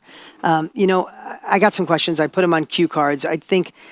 I love that you get to be an inspiration for people, but I also would love to share maybe a tactical takeaway or something that you wish someone would have told you earlier. You wish you would have realized earlier. Because Tony and I get to see all these transformations, but each person, look at all these beautiful faces. Each has their own story. Yeah. They each have their own limiting belief. They each have, some have imposter syndrome. Some have tried before. Some are just unsure. And I love the fact that we get to inspire people to take an action. And sometimes it's an uncomfortable action. I get it. But those uncomfortable actions can lead to so many things. So do you mind if I just go right to questions? Let's do it. I know we're going to try to do this in like 10 minutes. Yeah. Okay, number one, what I wrote down is you spent so much of your life dedicated to being on Broadway. Amazing. And the chances, again, in there, it's like being on a professional sports team. It's so minimal. And you made it there. And then that shifted. And then one day that was gone. That had to feel like, kind of what now? Maybe you could share a little bit of that. What now is right. The last Broadway show I did closed, and on Broadway, when a show closes, you are back to square one, back to starting over. And at that time, I knew, like so many of us, I had that feeling inside that I'm ready for something else. And when I was doing that Broadway show, I had started writing my book on communication to help people get back to authentic communication. But when the show was over, I said to myself, can I make a living out of this? And if so, where do I start? I've been a performer my entire life. I knew nothing, when I say nothing, about business. And then you and Tony Robbins popped up on my screen on a video talking about self-education and the knowledge industry, which I had never heard you're of. like, what is that? Like, what is this? Come again. And you talked about starting your own business, and you offered a course to be able to do that. And I said, that's what I need. I need an exact blueprint to give me the steps in this area that I know nothing about. And I took the course, immersed myself, and that's how I started my business. Yeah, I love the journey. And I want to ask you, why did you choose, being on Broadway, there's probably a lot of things that you had to go through. You dance, you sing, you do all the things that you must do. Why did you choose communication? When I self-reflected, I do a lot of self-reflection. This is why I love communication, communicating with myself. I asked myself, with the successes I've had in my life, personally and professionally, what did all of those come down to? And when I thought about it, it always came down to my ability to communicate effectively and connect with other people in a real way.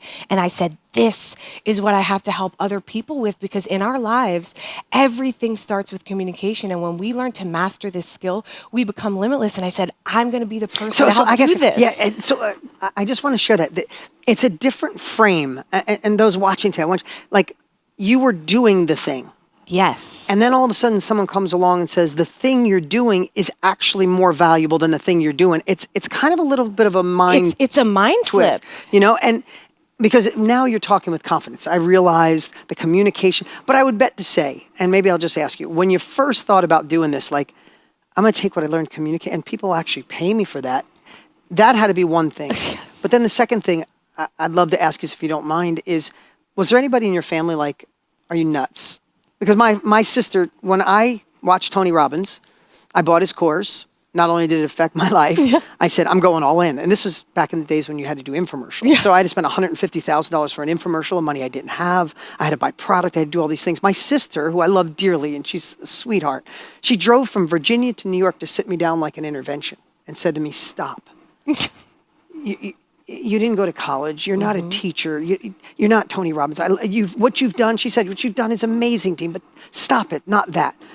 And I always think about that, because she was probably, from her perspective, she was right, but thank God I didn't listen to her. So I'm just wondering, you're Italian too. I have an Italian family. Yes. They're a little crazy sometimes. Of course. Are you kidding me? They're like, Renee, most of my family, and I love them. They're the most supportive people in the world. But Renee, you're a performer. You've been singing and dancing your whole life. What do you mean? You're teaching people to do what? And it was the what? Are you sure? Is this a thing? And that's always hard to take, especially when you're close with your family. But I had to remind myself that if I don't listen to my gut instincts, and that's what I think it's important for everyone to remember, if there's a calling, there's a reason. And even though I didn't know how to start, I said, I have to figure it out. And it was scary at first, Dean, even when I'll never forget sending out my first email when I took the course, and I'm like, okay, I'm going to step into this new identity of a business owner. And I sent out an email to my people. There was only like probably 10 people. And the responses I got back were, what are you doing? And it wasn't that support that I wanted, but that's when I had to, again, remind myself, Renee, you know what you're doing. Just keep doing it imperfectly while you're scared, while that voice in your head is like, Renee, who are you to teach other people? You've been singing and dancing your whole life. You know nothing about business. When I say it was so brand new, I never did a PowerPoint presentation. Okay, I'm not good at that either. No, I'm not good at those either. Yeah, an Excel document, never used that. So for me, there was so much mind chatter that we all have. Renee, who do you think you are? Yeah, no, do you even know what an entrepreneur is? Yeah. But isn't that the journey of kind of getting out of that career? I said earlier, the gentleman I was talking to, going from that career mindset to, hey, this might be a little scary, but there's no limits for me here. I could be me. I can soar. You don't have to worry about going to an audition and being turned down. You look in the mirror, that's the audition. You get to be in control. So I wrote this down. I thought this was amazing. You started your course with 17 people. You turned it into 170, then 1,700. Amazing. And I know you're just growing from here, and amazing. Congratulations on Success Magazine. Thank you. So cool. I got to ask you this, though. When you first started, were you scared or nervous about selling? I almost peed my pants. I was so nervous. It was so foreign to me to ask someone to pay for something that I created myself. Yeah. Remember, I was in an industry for my entire life where I could only do that thing and make money if someone else said I could. So here I was, like, out on the edge being like, I created this and I want to see if you want to purchase it. And that voice in my head was like, oh my goodness, Renee, what are you doing? What are you doing? But then I remembered what you had said. Selling is serving. And then I sat back and I said, Renee, you are selling all the time. When you find a product that you love, or I find that new gluten-free cookie that I love, I can't shut up about it. I'm telling everybody, I'm like, you got to try this. And then I realized that selling is just sharing what you love. Well, like my wife said to me about the restaurant, she said, I just want you to experience it. Yes. Right? And if you truly, when you find that, you never sell again in your life. Yes. Now, I know we wanted to make these quick. And thank you so much for being here and watching your journey. I'd love to know, what's one skill or strategy that look at all these amazing people starting. If there's one skill or strategy that you would give that you wish you knew sooner, what would it be? That when you're starting out and you're trying to figure out, where do I find the people to be in my world now, to purchase that first course, it's so easy to think they're external. I have to look outside of myself. Start in your own backyard. As you shared earlier today, we all have friends. We have family. Those friends have family, and then you have people in your phone, your contact list, your friends on Facebook. Start there. And one of the greatest lessons that I can share is to speak up. Speaking up is your superpower. So let people know about this new venture. How can they maybe enter your community if they don't know that you have this new thing that you're offering? So talk about it. Send a video, text your family. Hey guys, I just created this new product. I don't know if you're interested, but if you know anyone who is, send them my way and I'd love to hear more. Send them a video. Let them see your energy, that you're excited. And if I started to do that from the beginning, wow, if I knew that right off the bat, things would have been even greater. Oh, well, I am so happy that you came here today to share your story. Any last words? I cannot thank you and Tony enough, Dean, and I mean that from the bottom of my heart. Thank you. You gave me everything that I needed to start this new chapter. You gave me the blueprint, you gave me the guidance and the exact tools to take that imperfect action. And for everyone who's watching, I just want you to understand that taking imperfect action is one of the greatest tools to your success. That means do it when you're afraid, when you're scared, because when you do, that's what develops that nugget of self-confidence that builds upon each other to turn into this armor, right, of self-belief. And then if you start today, you can look back a year from now and say, wow, look how far I've come. I did it scared. I didn't quite know the second, third, and fourth steps, but I still did it imperfectly, and you allowed me to do that. So thank you so much. Listen, we're just the spark and build the foundation, but you went and did it. So great work. Much. I appreciate you so much. I appreciate you. Everybody, give it up for Renee. Everybody, give it up for Renee.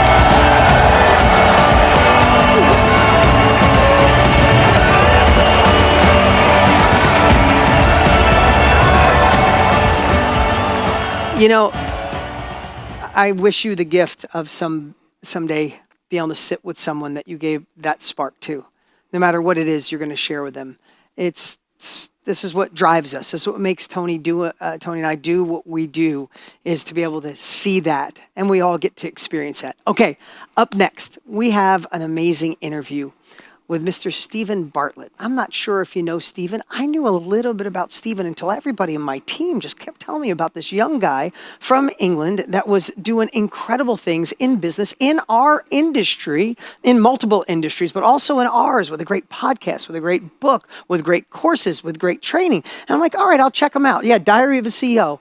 I started geeking out on his podcast. I was like, God, this young man, I say young man at 31, is incredible. He's achieved so much in such a short period of time. And the way he looks at life, the way he looks at things was so powerful that we thought it would be great to bring him as a surprise. Now, I want to tell you, we had to record this earlier today. We're live now. We had to record it earlier because Stephen was traveling. He was doing a celebrity soccer match, and he fit the time to do this with us. It is so powerful. It is just for you. This interview will be no other place in the world. It is so powerful. Watch every second, and I'll be back with something super incredible when we're done. Let's give it up for Stephen Bartlett. Stephen Bartlett, welcome to the Game Has Changed live event. I am so stoked to have you here. It's an honor and a pleasure, Dean. Thank you so much. I followed both you and Tony in this event format for a long time, so it's wonderful to spend some time with you today. Well, here's the cool part. We have over 900,000 people registered, the most amazing people. We've been going. Yesterday was on fire. We've had so many breakthroughs, and what I love about having the opportunity to talk to someone like you is the journey you've been on. I mean, considering the fact that what you've done by the age of 31, you founded and led multiple companies that are worth over $1 billion. You've raised over $100 million in venture capital and funded your own companies. Your marketing company is incredible. You created Third Web, a software company. You've consulted for Uber, Apple, Nike, and all these giants, these bohemian companies. You have a podcast that now I'm completely addicted to. I just started geeking out on it the last couple of weeks, and just amazing stuff. New York Times, or a best-selling author, amazing stuff. Now, I'm jumping right into this. I could have you tell your whole story, but I think we can get that work through this whole process. And I know you're doing a celebrity soccer event. That's why you're not in your studio. We love having you. Doesn't matter where you are today. This group doesn't care. Let them know in the chat that you don't care. But I'm gonna start right off with a question that shifted my life, if you don't mind. I was 47 years old, and my partner in this company and my dearest friend in the world, Tony Robbins, and I were having a conversation at his house. And just going to be transparent, I had gone through a divorce years prior, and success was there, but I was in this little shifting period of my life. My businesses were thriving, life was thriving. I had 2 children at the time, and Tony stopped and he looked at me, and I'll remember it to this day, and he got literally within a foot from my face, and he said, "Brother, I know you're going to be successful. I know you'll hit your goals, but I have to ask you, who are you going to become in your 50s?" And I don't know why it hit me, Stephen, in such a different, like it paused me. Like he didn't ask me what I was going to accomplish. He didn't say, what is the next company? Should we start together? Or none of that. He said, who am I going to become? And in that moment, I started thinking, what dad am I going to be in my 50s? What husband should I be if I meet someone new? Because I had gone through a divorce. Who am I going to be to my team? Who am I going to be to the world? And it literally shifted me. I went home, I was on the plane writing nonstop of the woman that I would love to have in my life. And simultaneously then I said, well, who do I have to become to attract that kind of woman in my life? And how do I want my team to go in? But my brain went, who do I have to become to take my team to that next level? And it really shifted my life. Now, maybe because I was 50, I had more time, but you've done so much on this earth before 31. I figured I'd start with that. Who do you want to become? Who does Stephen Bartlett want to become in his 30s? Really, really profound question. And as you were asking it, my brain rummaged around in a few different boxes. But the answer that I concluded with was the person I want to become in my 30s is myself. And I know that sounds like a strange thing to say, but you know, especially through your childhood, depending on the upbringing that you've had, it's very easy to unintentionally and unknowingly be swayed from the essence of who you are in the modern world, especially in the world of social media, where almost this external voice starts to write the narrative of your own life. And that could be your parents. It could be your first generation immigrant mother that wants you to be a dentist. It could be Instagram that wants you to be X, Y, and Z. And I've seen that in my life. I've seen that through my teen years and through my 20s, the sort of distraction from myself. And the further I got from myself, the less happy I was. And finally, as I turned 30, and I felt like I had less to prove to the world, I've been on the journey to become truly myself. And in the short time that I've been running this experiment, it's completely changed everything in my life. This experiment really started at 25 years old, where I reached my goals. I had become a millionaire. In my diary, it said, 4 goals before I'm 25, make £1 million. And again, this is a kid that was shoplifting food at 18, dropped out of university. I was shoplifting food at the time, and I'd written in my diary, I want a Range Rover Sport to be my first car. I want £1 million. I want a 6-pack, and I want a girlfriend before I'm 25. So I'd achieved those things at 25. And at 25 years old, another really remarkable thing happened, which is I met the person that I was trying to become. I physically met the guy. Wow. I went to his house. He had 9 sports cars outside. He had the Lamborghinis. I slept in the Louis Vuitton room that night in his mansion for the first hour of the night. And then 2 hours into the night, he came into the room and asked me to share a bed with him because he was lonely. And having met the person that I was aspiring to become in every sense of the word, I realized that person was also the most unhappy person I'd ever encountered. And this was a paradigm shift in my life, where I kind of decluttered from all the things that I'd gained through obeying the external narrative in my life. The material things, the material people, the surface shallow goals that I had. And I went on this new mission in my life, which was to figure out who I actually was. When you pulled back all the layers that I'd put in there for protection, who was I?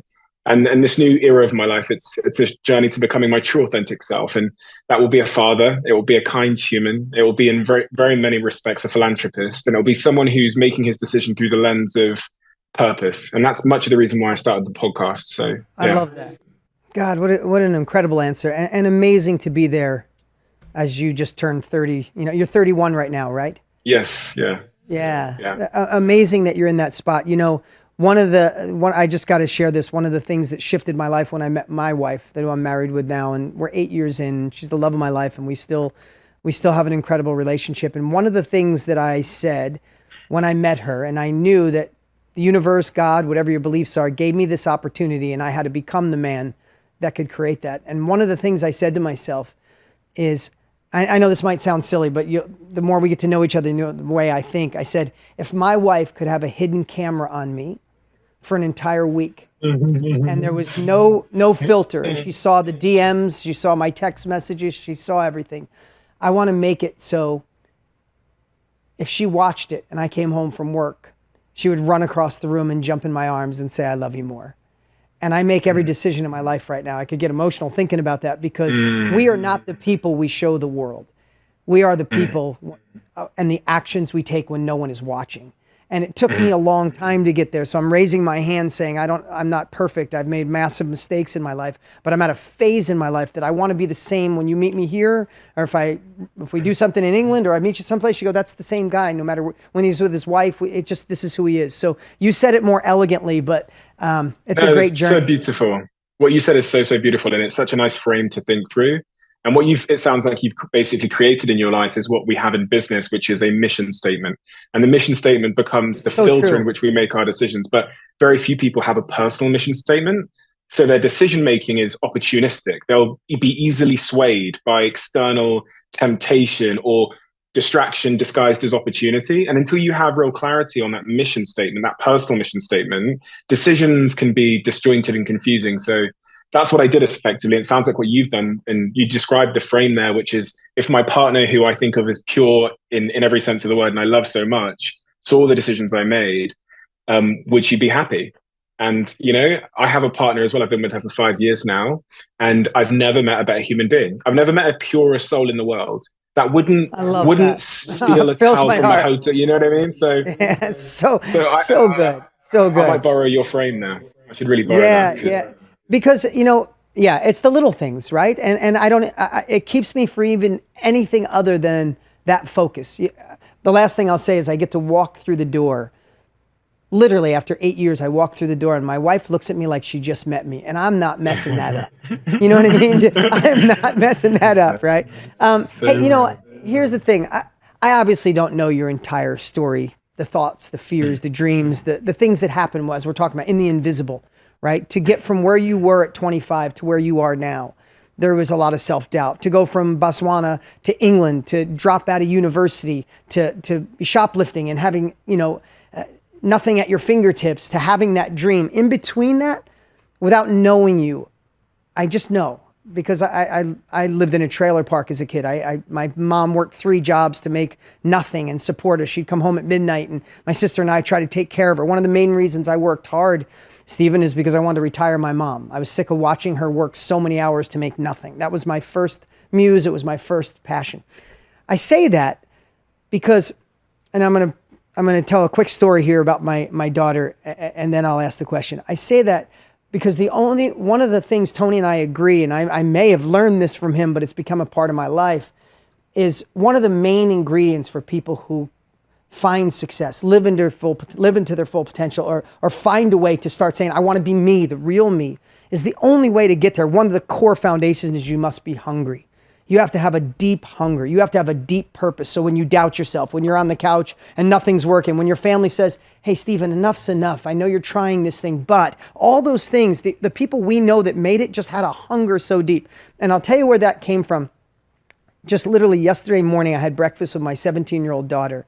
And I'm so proud of where this girl is going. And it was a great day for me, because it was a day that I didn't have breakfast with my teenage daughter, this girl. I had breakfast with a young woman, and she acted like such a woman, and she was asking me profound questions that she never did. She was talking to me as if different, like not as a dad-daughter relationship, as somebody seeking wisdom.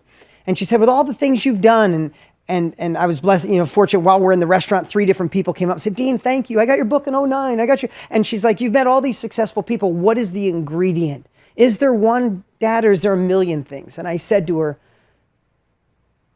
it's a lot. We could be here all day. But if I had to say one, it's hunger. If I'm in a room with successful people, the hungriest person in that room overcame the most obstacles, self-doubt, imposter syndrome, all that, and kept moving forward even when things didn't look right. And I said, the reason I try to give that to you is because I didn't have anything as a child. You grew up differently, right? By the time you were born, I was already doing well. I said, so why on your birthday, I wanted to buy you a new Range Rover. That was my dream. Buy her a Range Rover, put a bow on it. And we bought a 4-year-old Hyundai, and I made her put half the deposit down. It kills me. It kills me to this day, Stephen. I just want to go buy the car for her. But I said, but I need you to be hungry for that Range Rover if you want it, because that's a car she really likes. I said, because if you fight for it, you'll know to fight for the next thing and fight for the next thing. And maybe, but the 3rd generation, when you have kids, you can hand down that hunger. So that was the whole reason this has been on top of mind. So I wanted to ask you, the question I wrote is hunger something scalable in all of us? When someone says to me, my son, I'm just gonna say really quick, my son, if I say, hey, you wanna go grocery shopping with me? He's like, oh, Dad, I'm tired. I'm not in the mood. I worked hard all week. If I said, hey, kid, you want to go play tennis? He loves playing tennis. He'd be like, oh, yeah. He'd jump up and spring out of bed because he has a hunger to play tennis. That's a simple example. Yeah, it's a good example. But I'd love to know, how do you find hunger? So here's the thing. So I was thinking about the example of your son there. And I've really thought about this a lot, this idea of motivation, discipline, hunger, the why, all of these things. They're really, if we bring it down to motivations, if we kind of bring it down to its essence, which is a human's motivations, the equation looks something like this. The start of the equation would be the strength of your reason. So you could call that the strength of your why. The next part of the equation is plus the reward of the pursuit minus the cost of the pursuit. So let's run your son through that equation. Yeah. What was the strength of his why to go to the grocery store? Low. Yeah. What's the reward? The reward of the pursuit. When I say the reward of the pursuit, I mean the activity itself. How positively, psychologically reinforcing is it? Probably not fun. He's probably got other things that games he wants to play. And the cost of the pursuit in that situation is for him the time that he's going to lose from going out to the grocery store. If you play with that equation, and did you say he likes playing tennis? He does. And he just started playing, and now he can finally beat me. So he's motivated because he knows he could beat me. So there you go. So he's got a reason there, which is real strong. He's got a really strong why there. And his why, it sounds like, is actually progress. right?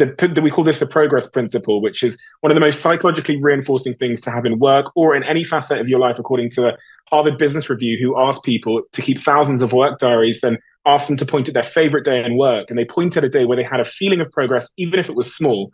So it sounds like his why is progress. The reward of the pursuit is he finds it fun. It's one of the things he finds fun in life. And the cost of the pursuit is time. So it's small. So discipline occurs, motivation occurs, hunger occurs. And you can run anything in your life through this framework. The reason it's so important to understand this framework. I love the framework. I love it. Is because you can then influence it. And I'll give you an example of me influencing mine to make a habit, discipline, motivation stick. I wanted to learn how to DJ. And I wanted to learn for some time, and I kept saying it never happened. And then one day, my lovely partner, she went out to the store, because I really did feel like I wanted to know. She went out to the store and bought me all of the DJing equipment, and she put it upstairs in my bedroom in the side of my room. It wasn't plugged in or anything, and it sat there for about a year.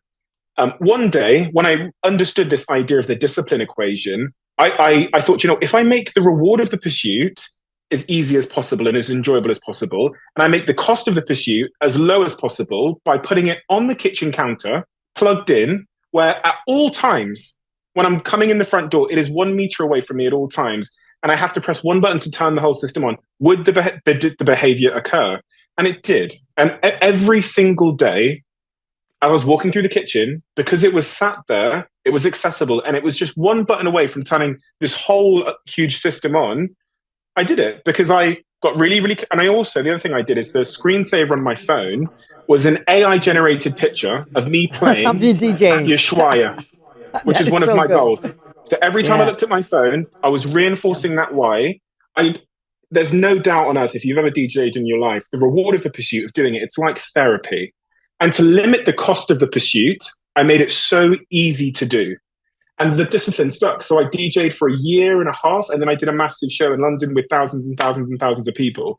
And it's when we understand that all humans, for any prolonged period of time, will act within their motivations, that we focus on changing those incentive structures to make behavior occur. This is the same in business. There's no good, listening to something that we discussed today, if you're a CEO or entrepreneur, then turning to your team and saying, do this now. This is wishful thinking. What I've come to learn in business, if you want innovation, if you want risk taking, you have to go at the incentive structure. You have to make innovation incentivized. You have to make failure incentivized. You have to make caution disincentivized. And that's how long-term behavior sticks. And this is why a lot of people now, when they think about the entrepreneur they want to become, the habit they want to start, they've been banging their head against the wall for potentially years. And they haven't managed to get up out of the sofa that they've conceived these ideas on, because their incentive structure is not right. And my last point here is about that first part of the equation, which is your why and the reason. So what most of us don't understand, and it sounds like this was the case for you, that trauma and hardship can become part of the why.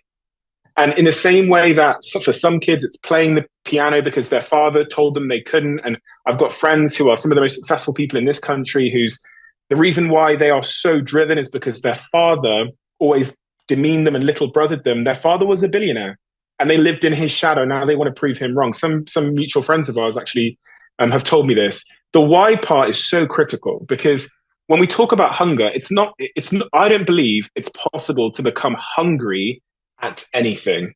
But I do believe that there is many things inside of all of you, based on where you've come from, the experiences you've had, the way your brain is wired, where the subject will set you alight. And it's really about finding out what that thing is for you, because it's not the same for me and you, Dean. The thing that's going to make you commit 10 years to arrive at mastery will probably be based on those early experiences you had and where you came from. Your job is to find it. And you'll find it if you just listened. This is what I think is one of the most unappreciated things in all of our lives is, people say they're trying to find their passion, like it's an Easter egg that they have to go hunting for. I really, really believe you have to stop. You have to call off the search to find the thing, because you're being told every single day about how you feel. But you've learned over time to ignore how you feel. And this is one of the great shames in our society is we suppress that voice inside that's already telling us. It already knows. And we listen to the external voice. The volume there is turned up. So I really, really believe people don't have to search. They don't have to to find, they have to listen. God, I love what you shared. And, you know, what I love is I love things that you know to be true, but you see them through a different lens, through a different frame. So some of the things you shared today, I got to see through your glasses, right? We each have different prescriptions, right? Yeah. And, you know, for me, I love the stacking the odds in your favor and rewards, right? You had proximity, you put it in your living room, you rewarded yourself, you saw the visuals. You just did small little things that moved the needle, that when you looked on your phone, you looked at the kitchen table, you thought about the reward, it started the momentum. But then you got to leverage yourself, have more tools, right? If you got more leverage, you can move, is tapping into the deeper reason why you want to do it in the first place. And which is what you do, Dean, by the way. To the millions of people listening now, what you're actually doing by, you know, putting all this content out there is you're just adding to one person that will listen today a little bit more ammunition to the why part of the equation. And for some people listening, all it will take is one more gram of reason, one more gram of why for them to click. You know, the pandemic, honestly, for me, was that for me with my health, because I'd been a hopeless gym fitness goer for my entire life. I was a yo-yo. And then watching the pandemic taught me a really important lesson, which just tipped the scale at the end of my why, which is that my health is my first foundation. Because for the first time in my 29-year-old life at the time, I saw for the first time that the whole of society is built and reliant on this tectonic plate called my health. And you can remove everything else. You can remove my dog, my girlfriend, my businesses, and I still have everything else on this tectonic plate. But if you remove the tectonic plate, my health, I lose everything. And this visual of seeing the world shut down because of health made me realize it was just this little ammunition. And I've been to the gym 6 days a week ever since. I'm in the best shape of my life. I no longer drink alcohol. I sleep like it's a professional sport. I'm one of the most healthy people. It just needed that one more idea. And that's what you're doing. So no, and I appreciate those words. And I love it because we teach, Tony and I both teach you, if you don't find that deeper purpose, when someone says, I need a time management company or program, or I'm a procrastinator, I'm like, no, you just didn't find a deep enough purpose. Because if you have a deep enough purpose, you would run to the other side of the world for something strong enough. You know, Jim Rohn, who was Tony's first teacher, said, for things to get better, you have to get better. And I think it's just such simple wisdom. I remember Tony told me that years ago, and it just stuck with me. For things to get better, I have to get better. People are waiting, will the economy get better? Will this election get my winner on one side or the other, right? Will the world stop getting crazy? And I think when you realize nobody is coming to save us, that it is on us. It's me, mano a mano, with the person in the mirror. If I do good, let's pat on the back. If I don't, let me take it. Maybe I made the wrong decision in the relationship. I made the wrong decision as the business partner. I picked the wrong industry that was going in the wrong direction. So how has mastering oneself been? I mean, you just talked about it. You mastered yourself when it came to your health and you switched it like that. But what are some of the concepts that you believe when it comes to mastering emotions, mastering decisions? Here in this group, 900,000 people registered for this event, and Tony and I are showing them how to, you know, about 60% are new to this world, how to monetize their mind, how to take a life experience, a skill, an expertise, a passion, even sometimes a mess that can become their message, and turn it into a business. Before we get in, I have some questions on that because I know you're in the same business or some of the businesses that you do. But before I get to that, how do you go about starting to master the mind? Because we both know that's the thing that has tripped people up more than anything else. I think you have to get out of it to master it. And, one of the most powerful things I've ever done in my life, I think if there was one habit or behavior that I carried out for a sustained period of time that had the biggest impact on my personal development, and it's so simple, it was teaching. And let me explain why. There's this thing called the Feynman technique, which you've probably heard of before, which basically says to learn something, you have to go through this process where you do the study, you then write it down, you then attempt to teach it to a 10-year-old, and then based on the feedback of teaching it to a 10-year-old, if they understand what you said, you then move on to another subject, or if they didn't understand what you said, you go back to the top. And really at the core of this is this idea that true understanding is the ability to simplify. So at 21 years old, I said to myself, every single day at 7 p.m., I would write a tweet about whatever happened to me that day, And the good thing about a tweet is it has a constraint. So you have to simplify whatever happened to the essence of what happened, 140 characters at the time. And I would post it on my Instagram. That's really why you're speaking to me today, Dean, because I did that for 7 years. Yeah. And the really, so let me give you an example. 7 years ago, when I first started doing this, almost 10 years ago, when I first started doing this, me and my girlfriend had a little bit of disagreement one day because of my work, etc. And I wrote in my diary, which I then turned into a tweet, if we're in a relationship, I want to be your second priority. I want your first priority to be you, your life, your career, and your health. Because if we're happy alone, we'll be happier together. And I wrote this, I tweeted it. The tweet goes crazy. But in having to do that process every single day, I learned so much about my own life. I think about life as we all have 24 hours, but some of us get an ROI in terms of wisdom from that 24 hours, 5%, and some of us are getting about 90 or 100% based on our ability to reflect on our lives from a bird's eye view and then go through that Fryman technique where we have an obligation to teach it. And through that process, I learned so much about myself because I had to write every day. I had to simplify every day. I had to communicate it to the world every day, and I got feedback. Through that, I learned the deep issues I had with my parents growing up.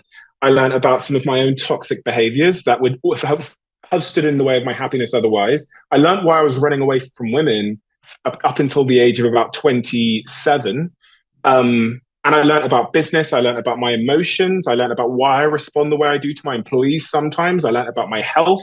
And it was because I took myself out of myself and I was looking down at myself on paper every single day. The single most important habit I ever did. Accelerated my ability to communicate, helped me think more concisely, helped me write better, helped me write some books that have done really well. So, people are searching for very complex answers all the time, but I actually think you can start to study yourself. And that's the greatest ROI I've found. Hey, I got one last really important question. We talked about this, about taking uncomfortable action, doing it imperfect to start.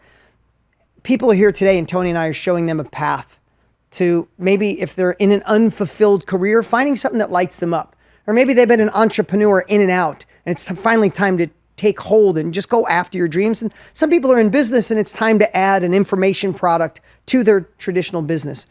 And one of the things that people say is, God, I love this, but I'm not sure I have value. And one of the questions I asked yesterday was, if I could wave a magic wand and give you $100,000 in your bank account right now, I could wire it in your account, or I could send you back to spend a week with your 20-year-old self. Which one would you choose? And I didn't see one. Yeah. It was 99.999%. Yeah. Everybody said, go back. And I said, that's the value you have for you, but that value is also there for someone else. Your experience, the mistakes you made, the wins you had, the adjustments you'd make are so valuable. So, we've been doing this for 27 years for me, 44 years for Tony. And one of the things that we do is try to allow people to see that each of us have this thing inside of us. And I was looking yesterday online with you. I literally, the last couple of days, every night when my kids go to sleep, I'm like, more Stephen Bartlett. I want to know more about you. As I see that you have an amazing course, I think you have a membership. I see you consult. All of that is part of the business you do. A podcast delivers information to the world. I mean, you built all these incredible companies, other companies as well. But I love seeing that you are in this business. So I had a couple of questions around that, if you don't mind, because that's people here see Stephen or Dean and Tony and go, yeah, but you guys. But we all started as that scared person of like, would anybody listen to me? So I guess the question is that when you were dropping out of university, would you ever have thought that you would be selling information or impacting others with your wisdom and actually creating revenue from it? Was that something you thought of, or did just you evolve into it? No, I never thought that. I never thought that. There's so many things in my life where I can tell you with a straight face and hand on heart, say, I absolutely believe that would happen. I'm a dragon on Dragon's Den here, which is the equivalent of Shark Tank in the US. And I absolutely, at 14 years old, believed that I was going to be a dragon. And I became a dragon at 28. The building companies, the launching, running our headquarters from New York City, all these things were in my childhood dreams. But selling information, having a podcast, these kinds of writing books, these were never, this is a byproduct of of a life that I think has lessons to share, like you've described. Yeah. But I absolutely never imagined it. But I have to say, of all the things I've done in my life, I've spent a year and a half working in psychedelics. I've spent 2 years working in San Francisco. I've worked in marketing, investing. I've got an investment fund. I've ran, I'm an investor in Whoop, Zoe, Huel, SpaceX, you name it. The most rewarding thing of all of it was the dream I never had, which was the information part. It was 100%. So in this next season of my life, the reason why I said at the start of this conversation I'm decluttering is purely so that I can make more time to do this. Because this is my ikigai, So, and it's the same for you. You said it. No, and I get excited. I didn't mean to interrupt you. I get so excited about this because when people ask, why are you and Tony still doing this? You probably don't have to with all the things you have going on. And I say, listen, if you go and have a really good meal at a restaurant that just blows your hair back, don't you tell people you care about because you want them to experience it? This industry has brought us so much joy, so much impact, so much allowing us to live into the people that we couldn't believe that we made it. We get to see people transform all over the world just by giving them a spark sometimes. We don't make people, none of us make people successful, we give them a spark. And to see that now is such a great opportunity for people to do this, how could we not tell people, like, you want to shake them and go, no, this is the thing. Like, this is the thing that gets you up at 4 a.m. because you get to impact people for a living. And so I figured that was the answer, and I wanted to ask you that. So I'm glad you shared that. But it lights me up every day, and I'm so blessed I'm in this space. When I was in high school and had dyslexia, decided not to go to college, if anyone would ever said, you're going to be a teacher or an influencer, you're going to speak on stage, like, you're talking to the wrong guy. I'm the introvert, shy guy that can barely read a book. One more thing on that is, because there's so many people new on here, they're excited that, like, could this be possible for me? I think one of the big questions people have is, but do I really have something of value? Stephen, you've built these amazing companies and you've done all this thing. What would you say to people who are thinking, I'm not sure I have something of value? It's so interesting because the way that I discover all of the answers to the critical things across my business infrastructure, but also just my life generally, is I run the experiment. And this has been such a huge shift in the last, I think, 2 to 3 years of my life, where whenever I find myself at a moment where I'm guessing or I'm wondering or I'm procrastinating, I tell myself, what is the experiment that I could run to find the answer out? Because in business, as is the case in life, the cost isn't being wrong. The cost in business isn't being wrong. The cost, as I've observed in business from working with some of the biggest companies in the world, in some cases where I work with $1 billion business that has 2 brands in it. So the one that comes to mind is a major $1 billion fashion brand that you will know. I think actually you know the founder. And I work with the father that owns one part of the business and the son that owns the other part of the business. And whenever I brought a new idea to either one of them, the father would take 9 months debating it and procrastinating and needing to speak to procurement or the finance department to have a meeting to get something signed off. And the son's approach to life was, let's try it now. And I watched over those 5 years, the son's business drastically overtake the father's business, purely because he understood something, which has really inspired me over the last couple of years, which is, as I said, the biggest cost in business and in life isn't being right or wrong. It's the time you waste trying to make the decision. So the father would spend 9, 12, 18 months making the decision. Even if the son was wrong that day with that idea, the next day, he was one day closer to the 1 in 10 that changes your life. And Jeff Bezos says this at Amazon as well. Jeff Bezos, who's the founder of Amazon, says, we need to be the best place on earth to fail, because at Amazon, it's the 1 in 10. It's the AWS that will make them $90 billion this year. That was an idea that people were toying with. It's the running the experiments, finding the 1 in 10 that pays for the graveyard, which is the Fire Phone, which no one knows anything about, or endless.com, which failed as well. So my philosophy towards life, marketing, business, podcasting, any critical decision in my own life is to run the experiment today. And most decisions in life, something else I learned from Jeff, are type 2 decisions, right? So describes type 1 decisions, you've probably heard this before, as being irreversible doors that are consequential. Type 2 decisions, we can think of them as doors we could walk back through. 99% of decisions in life are type 2 decisions, but we treat them as type 1 decisions. So we procrastinate our life away. But then again, the last real point of influence on this was actually Obama. Me and him spoke at a conference many years ago, and he was describing the day he went to Pakistan without Pakistan's permission to assassinate bin Laden. And he said, I didn't have all the information. He goes, when you're the president of the United States, you have massive decisions to make without 100% certainty. He says, the most important thing in leadership, the most important thing in life is you get to 51% certainty on that decision. And then you make the decision knowing that you made it with the best available evidence. And that's what he had to do, because in life, most people are trying to get to 100% certainty. So they're in indecision, but we know 100% certainty only exists in hindsight. It only exists in hindsight. So really, your rate of experimentation, the speed in which you make those decisions, your rate of failure is probably the single biggest predictor of your outcomes in life. It will determine whether you overstay your welcome in situations that aren't serving you. And the reason why I'm sat here today probably is because I'm an exceptionally good quitter and I run experiments exceptionally quickly. That's why I'm 31 and I'm here versus sitting here at 61, right? It's because if you look at my life, I was at university for one day.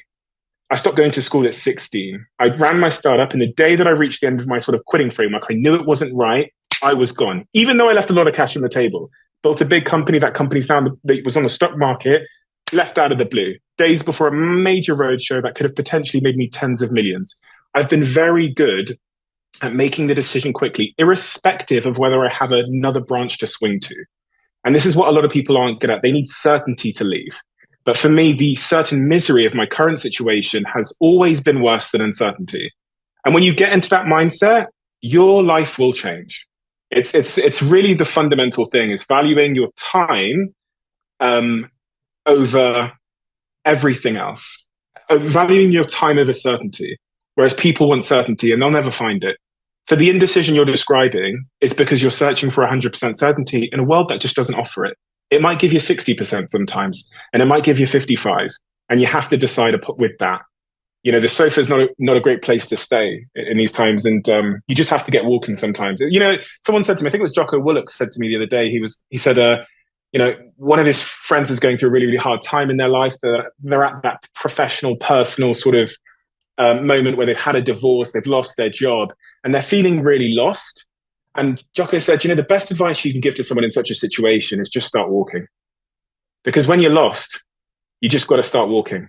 And most people don't do that. They sit, they fall, you know, they lay down, they stand still. But in life, action is the way that you fail, and failure is feedback, and feedback is knowledge, and knowledge will be your power. So you have to get going. You have to get walking. So, yeah. Stephen, you're such an inspiration. At 31, your wisdom is beyond your years. Your success is beyond your years. And it's been a pleasure to get to know you a little better and have you inspire others. You know, sometimes you said earlier, it just takes a spark. And I would bet to say, and I'll be watching the chats as you're doing this, I would bet to say you sparked that today. And I love the different frame of references that you use. I love the story you just told about just experimenting. I've never used the word experiment. I've said test it, try it out, but investigate. I use the word investigate a lot, but I love the thought of experimenting. You're much better off failing fast than waiting years and missing the opportunity completely. And there's nothing worse than, you know, I don't surf, but we used to go to the ocean every summer because we live in Phoenix. It gets really hot here. We go to the beach, and I used to love watching surfers. I would get up in the morning and just watch these guys at 5 o'clock, 6 o'clock in the morning, just waiting for that one wave, right? But when they found it, they knew when to paddle, and if they got a little bit in front of that wave, it would ride them all the way into shore, right? And sometimes people would wait too long, and they'd miss it, and they'd paddle, and you can't catch up to a wave. And if you paddle too quick, the wave crests before you. But if they just stayed out there long enough, I'd watch, you'd pick out one guy, finally he would go at the right time, just say, I'm going for it, get in front of the wave, and it pushes him out. If you just wait for certainty, if you wait for everything to be perfect, if you wait for everybody in your family to go, yay, Stephen, I think you're going to be beautiful at this, you'll just let the waves pass forever. And I'm so glad you came on today, because this is our job. I know this is what I'm going to spend the rest of my life doing, is inspiring people to take action. And that's what we're here for today. Any last words before we let you get back to your soccer and all the things you're doing on holiday there? Just thank you. Thank you for everybody that's given their time to get to the end of this conversation today. As I said earlier, that your time is literally the most important and precious thing you could ever give me. So thank you so much for the time you've given me today. It means the world to me. Stephen, thank you so much. And everybody, can we please give it up for Stephen Barton?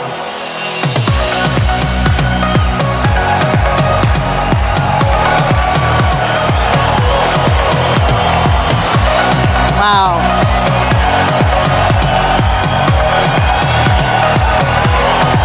So good. So good. If you guys can see, I have note cards because I didn't bring my journal up before. I have note cards all over this table in front of me right now. Such good stuff. And I did the interview and I was still taking notes. How about some of the things that he shared? The cost of time, the cost of inaction. I love the thought of experimenting faster, right? Sometimes we get stuck in something. Brandy, I see you shaking your head. We know it doesn't work, but we're still living it every single day because we're afraid to experiment and step out. And I love that evolution. Sorry, that was such a fun interview to watch when I'm not in it. I love the thought of certainty. Is certainty real? I mean, whatever you're doing right now, if you want to shift, is there certainty in the thing that you're doing? There might be certainty that you're not happy with it, but certainty is fake, right? We have to create our own internal certainty. It's just that we're certain we're going in a direction that serves our soul. Something that we want to live into rather than running away from. I love what he said. Action is so scary. Failure is feedback. I love catching these little nuances. Failure is feedback. You could put in the chat any of the ones that any takeaways you had. But failure is feedback, isn't it? Right? So many times we're afraid of failure, but usually our next level of life lives on the other side of the thing we're afraid of or we fail at and we learn from and keep going forward, isn't it? That was just, I love the way the guy thinks. I'm so glad I had the opportunity to bring that to you guys. And tomorrow, we have some amazing guests. Mr. Tony Robbins will be back tomorrow. We got Trent Shelton coming tomorrow. We got some other surprise guests that are going to blow your mind. So do not miss a moment. But before we leave today, we're going to leave here in just a couple of minutes. I wanted to make sure that you didn't go to bed confused.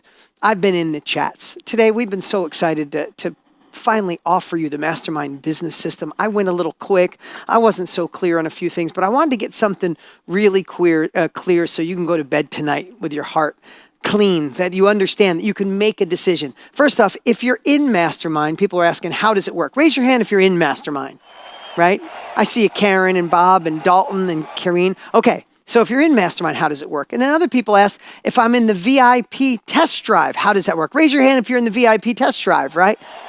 I'm sorry I didn't clear that up. Let me just tell you. The good news is it's the same for both of you. Now, with if you're in Mastermind or you're taking the test drive, you have access to GG, some incredible courses, and it is awesome, right? It is incredible. But what we're offering you today is the opportunity to get the Mastermind business system. It is the only place you get it. It is brand new. We have worked our tail off to create this system for you with 3 foundations that are going to change the game forever. The first part of it, and I just want to be clear, in the Mastermind business system is an assessment. This is assessment we spent 6 months on. So when you're done going through answering the questions, takes about 7 minutes, you will get your roadmap, personalized to you. No more just generic, hey, there's a whole bunch of stuff. No. You're brand new and you want to do this, here's your path. You're in this game, you want to go to the next level, here's your path. I didn't get a chance to really describe that, but this makes it so it meets you where you are. You're never lost of what do I do first. This tells you exactly what to do first and what to do next. The second part is the 7-step jump start. That's what we wanted to make less than 2 hours for you to have your foundation done, where you can have the confidence to go, I could build this. I can do this. And the part that this leads you to is the learning center. That's the third part of it. I think this is the one I skated over too quick. This is brand new. This is Tony and I's 74 years of combined synergy and training, over 100 videos to meet you where you are, to whether it's building, launching, scaling, first sale, next sale, consistent sales. You're in this space. You're one of my friends right now. You want this. You're brand new. You want it because you'll each have a different path. So that is the opportunity we offer today. And if you say yes today to the Mastermind business system, then anything else you have goes away and it's just this. And you get everything. Like we shared before, if you want to pull this up really quick, you get the right map, which is everything I just shared. The only way you get that is when you upgrade today at Join MBS. You get the right guide. You have Gigi, you know how amazing it is, but sometimes if you have the right guide, you got to have the right education in the map, and you got to have the right tools to make it real. And that's what this is about. So the moment you say yes to this, all of those go away, and you get the opportunity at our best price ever. You get a Mastermind World Summit ticket that you can't get any other place. It's a $500 value, and that's what we created. And all year long, literally, it comes out to $2.70 a day. And this is an offer we created just while we're doing this event, and we are beyond excited. So go to bed tonight knowing, I hope that clears it up. If it's more, the team will help. This is the best price. This is just for the event.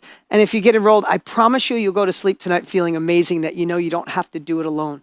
You can have the certainty of having a path and a plan, and one that could be customized to you to take you on this journey from where you are to where you want to be. Thank you for an amazing day. We tried to keep it to 3 hours. We're almost there. You guys have been the most amazing group we've ever been a part of. Do not miss tomorrow. Tony Robbins is back.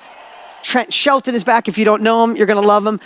Nicole Burke and some other amazing guests. We're going to rock the house. And tomorrow is where it all comes together.